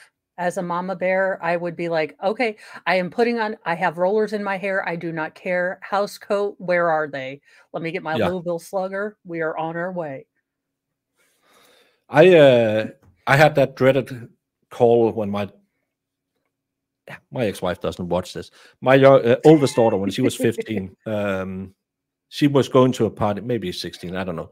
She was going to a party with her friend from her school, and she said, I'm going to sleep out there, and we're going to have a party. And I said, yeah, because she was more than 15. Drinking is allowed. And I said, remember, my phone is always open. And it was like 45 minutes away. But I'll get there, no problem. Just call me. At around 1, I thought, F it. She's gone to bed now. I can go to sleep. 1:15, I don't feel so good. And she couldn't tell me where she was on anything. So I called back, and her friend took the phone and said, I don't think she's too good. Said, are you still at that place? Yeah, I'll be there. That 45-minute drive took me 25 minutes. I have told my girls, I don't care. It's not going to be judgment. If you get that unsafe feeling, if you no longer feel comfortable where you are at, call me.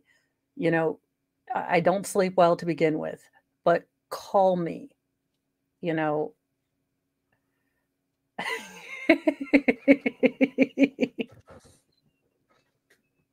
No, but I've always said, I don't care, even if you're back home with your mom, which will take me 90 minutes to get you, you don't get into a car with someone you don't know or someone who have drunk beer or something. If you have no money, I'll transfer money to you.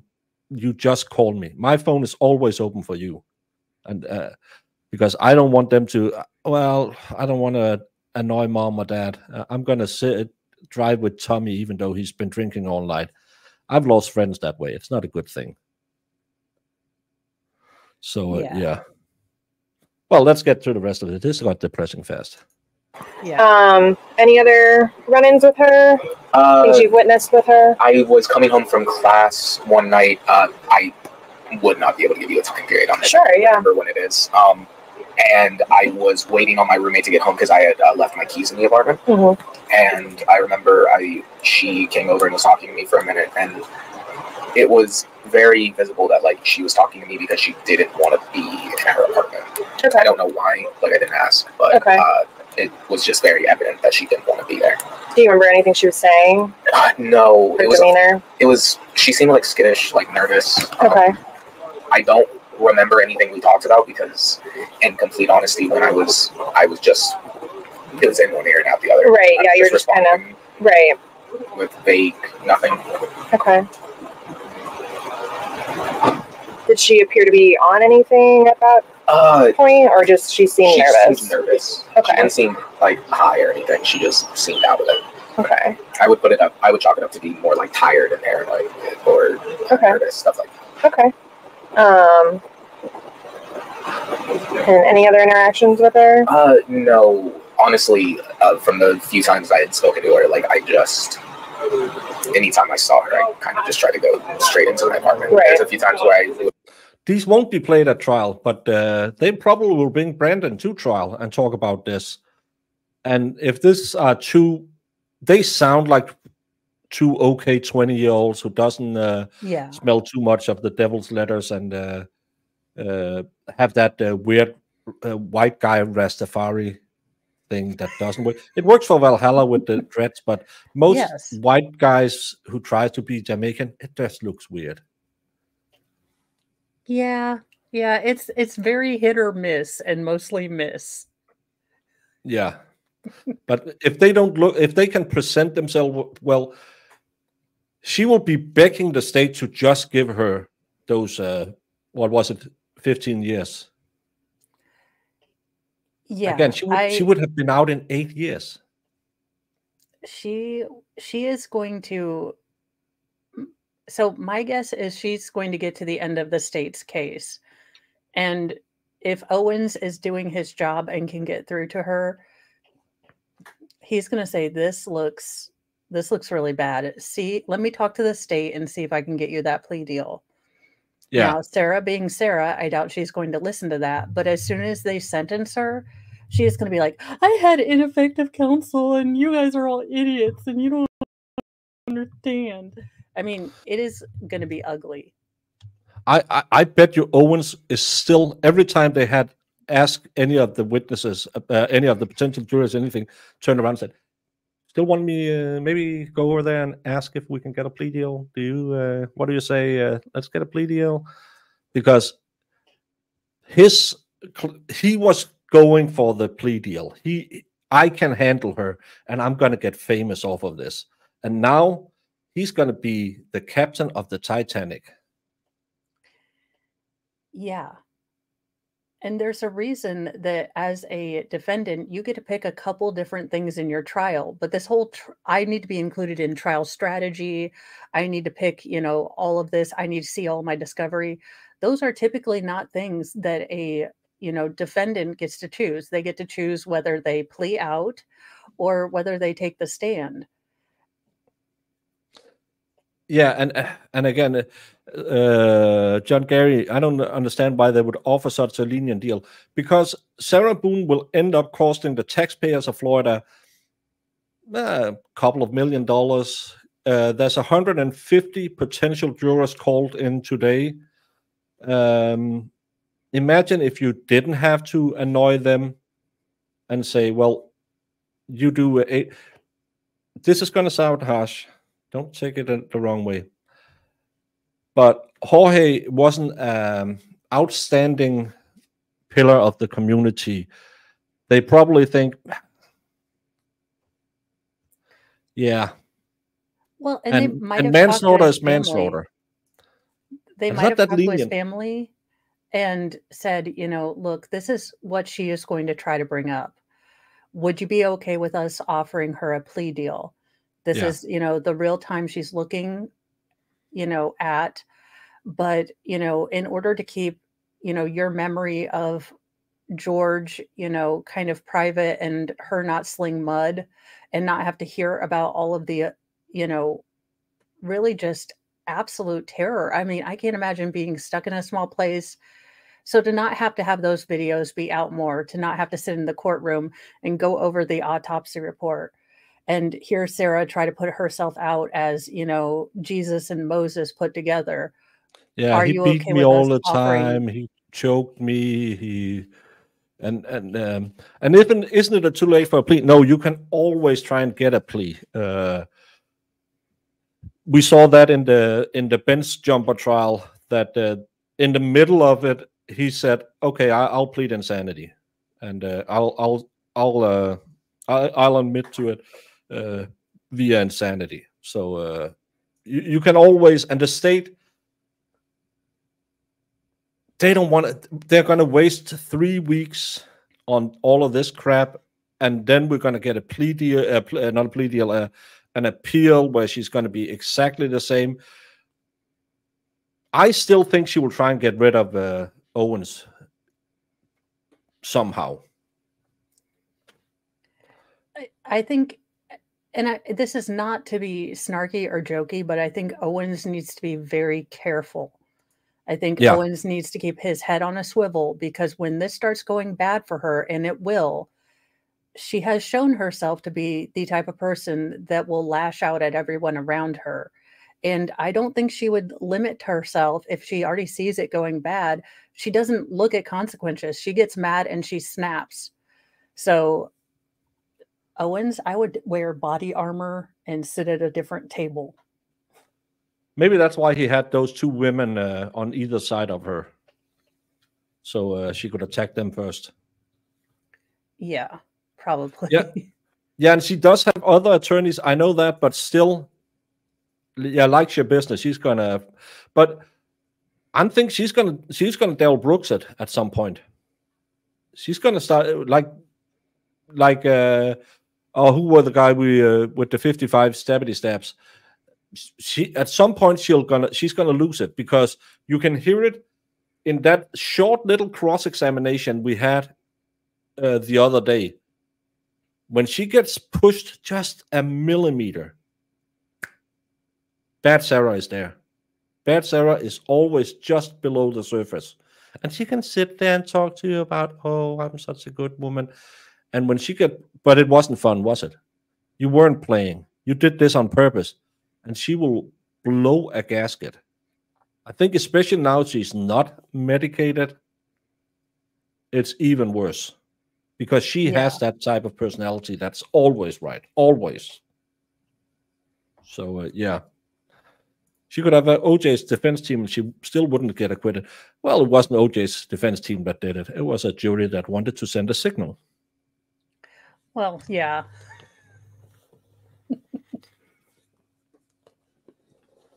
Yeah, and that's the worst part. We're probably going to get opening statements Wednesday. That's why it's fine. We're ending this, and then we had a little bit for tomorrow, so I don't have to find something else. I was like a good idea. I was looking a little bit about the dumpster baby, but I know it's going to hurt my soul again. Yeah, every child deserves a parent. Every person who has a child does not a parent make. What is it to say? It's easy to have a kid, but it's hard to be a parent. Yes. So, yeah. Walk past and she'd say hi or something, and I was just kind of lie and be like, oh, I'm only going to be here for like 10 minutes. I just got to change and head back to class or something. Like, I try to avoid. Mm-hmm. Okay. Did you ever witness either of them on their back porch? No, I don't walk that direction. Okay. I don't have any reason to go like that. Right. You guys don't have any like dogs or anything that you ever walk? There you go. Okay. Any interactions with the Hispanic male? No, not that I can recall. No. Okay. Okay. Is there anything else that you think is important for me to know about them and anything you've heard or witnessed between the two of them? It seemed like an abusive relationship. Just from every time I heard them, every time like I saw the two of them, it seemed rough. Okay. Okay. It's one of those things where like he was a bad guy. He was a bad guy. Mm-hmm. He was bad. Okay. All right. Is there anything else that you think is important for me to know? Nothing I can think of. No. Okay. Do you mind raising your right hand for me? Do you promise and swear everything we've talked about has been true and accurate to the best of your knowledge? Everything I've said is true as far as I can recall. Yep. Perfect. All right. This ends the recording. So we only have 3 more videos to go. So that's for tomorrow because 1, 2, 3, 4, 5 videos takes us 3 hours, even though none of them is longer than 20 minutes. Some might say we talk a bit. Just a little bit. Yeah, but that's fair use because we comment. Yeah, and I think that she is going to have she doesn't play the victim. And you can have all the experts come in, but it's like what Branka says about self-defense cases.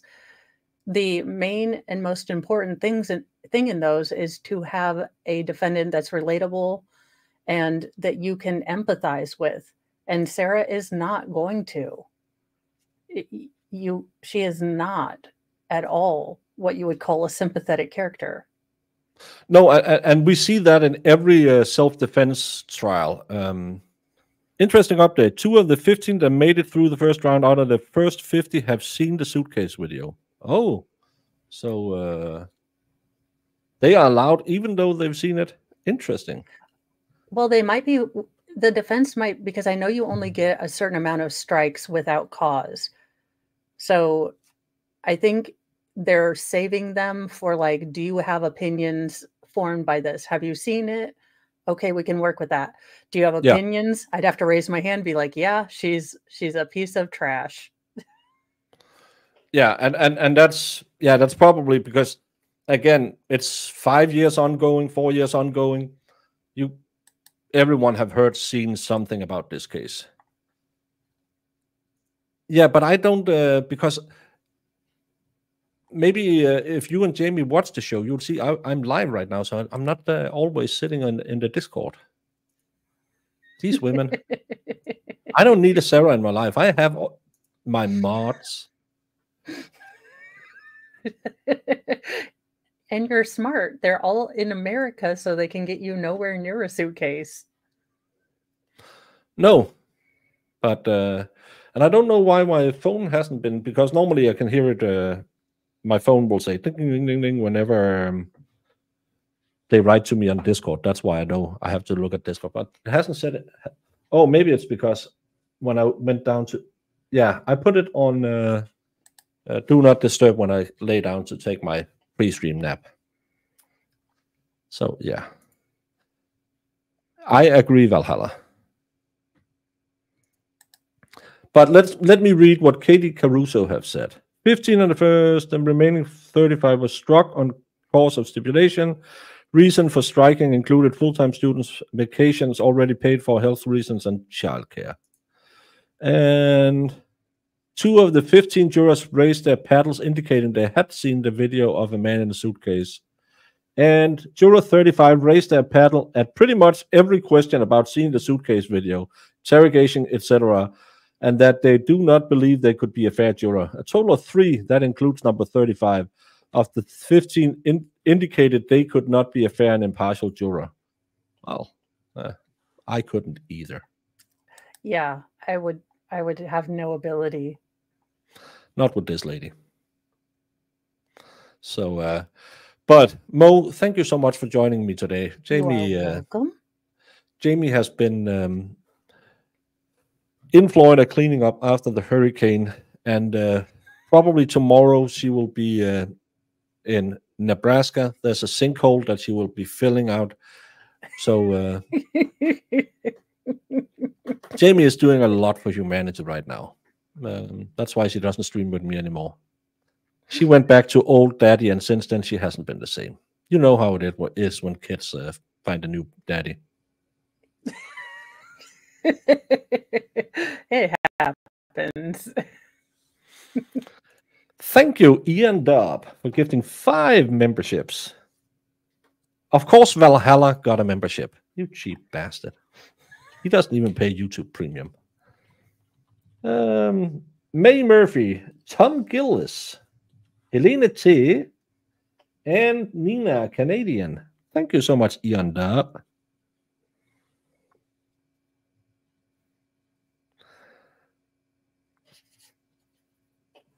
You'll go on the board. But tomorrow, same time, same channel, same everything. And I haven't streamed in a long time over on the Cross. If you like what you see and you swing by YouTube sometimes, please do all the YouTube things as well, because Twitch, it's hard to, I don't know.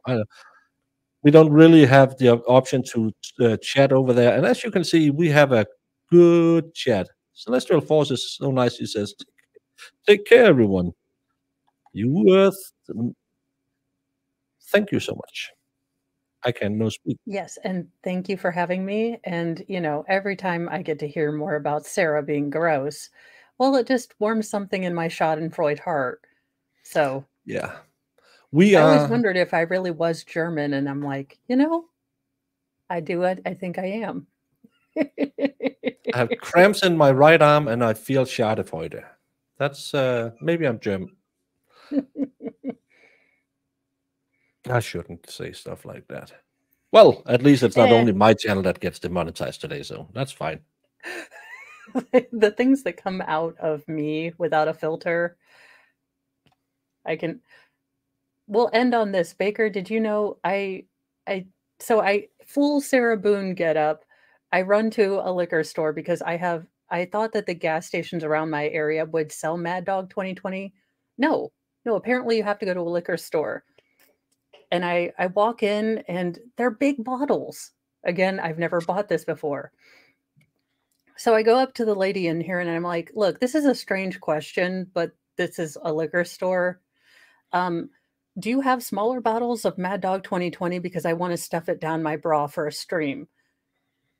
And I was like, that was probably an outside thought that I should have kept, or inside thought I should have kept inside. Because she just looked at me like, no, pretty sure that is the strangest thing. Well, but that's what makes us interesting as streamers. We are not wallflowers. We do stupid stuff and tell the world about it. And it will fit if you have double D. So Sarah, she could never hide one. I could. Life achievement unlocked. I'm sitting here thinking, could I present pocket a Colt 45? I don't think I could. On It's female that privilege. On that happy note, have a great day, y'all, and we'll be back tomorrow, roughly the same time, roughly the same channel. Mo, remember to redirect now. I'm ending it. Oh, yes. And thank you for the vote of confidence, Valhalla. Please, if you're on my channel, go give Mo a little love. Link in top of chat. Do all the YouTubey things that you hate people reminding you of, and go out there and have a nice day. I'll take Molly out before it gets too cold, because it's really getting cold at night here. Hasta la taco. Bye, guys. What exhibit are you referring to? I'm going to make this 100, Your Honor. All right. 100. Because it is 100% correct. So you literally built a cannon? Yeah, it's pretty awesome. All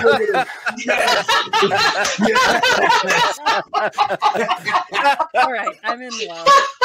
Go back. Please do that again. Oh, that was the cutest thing I've ever seen. While I'm waiting for this, did you, whether it's true or not, believe that Mr. Randolph had slept with your wife? I wouldn't have cared. You wouldn't have cared? No. Did you believe he had slept with your wife? No. Did you believe he slept with your mother-in-law? Probably did. Everybody has. So there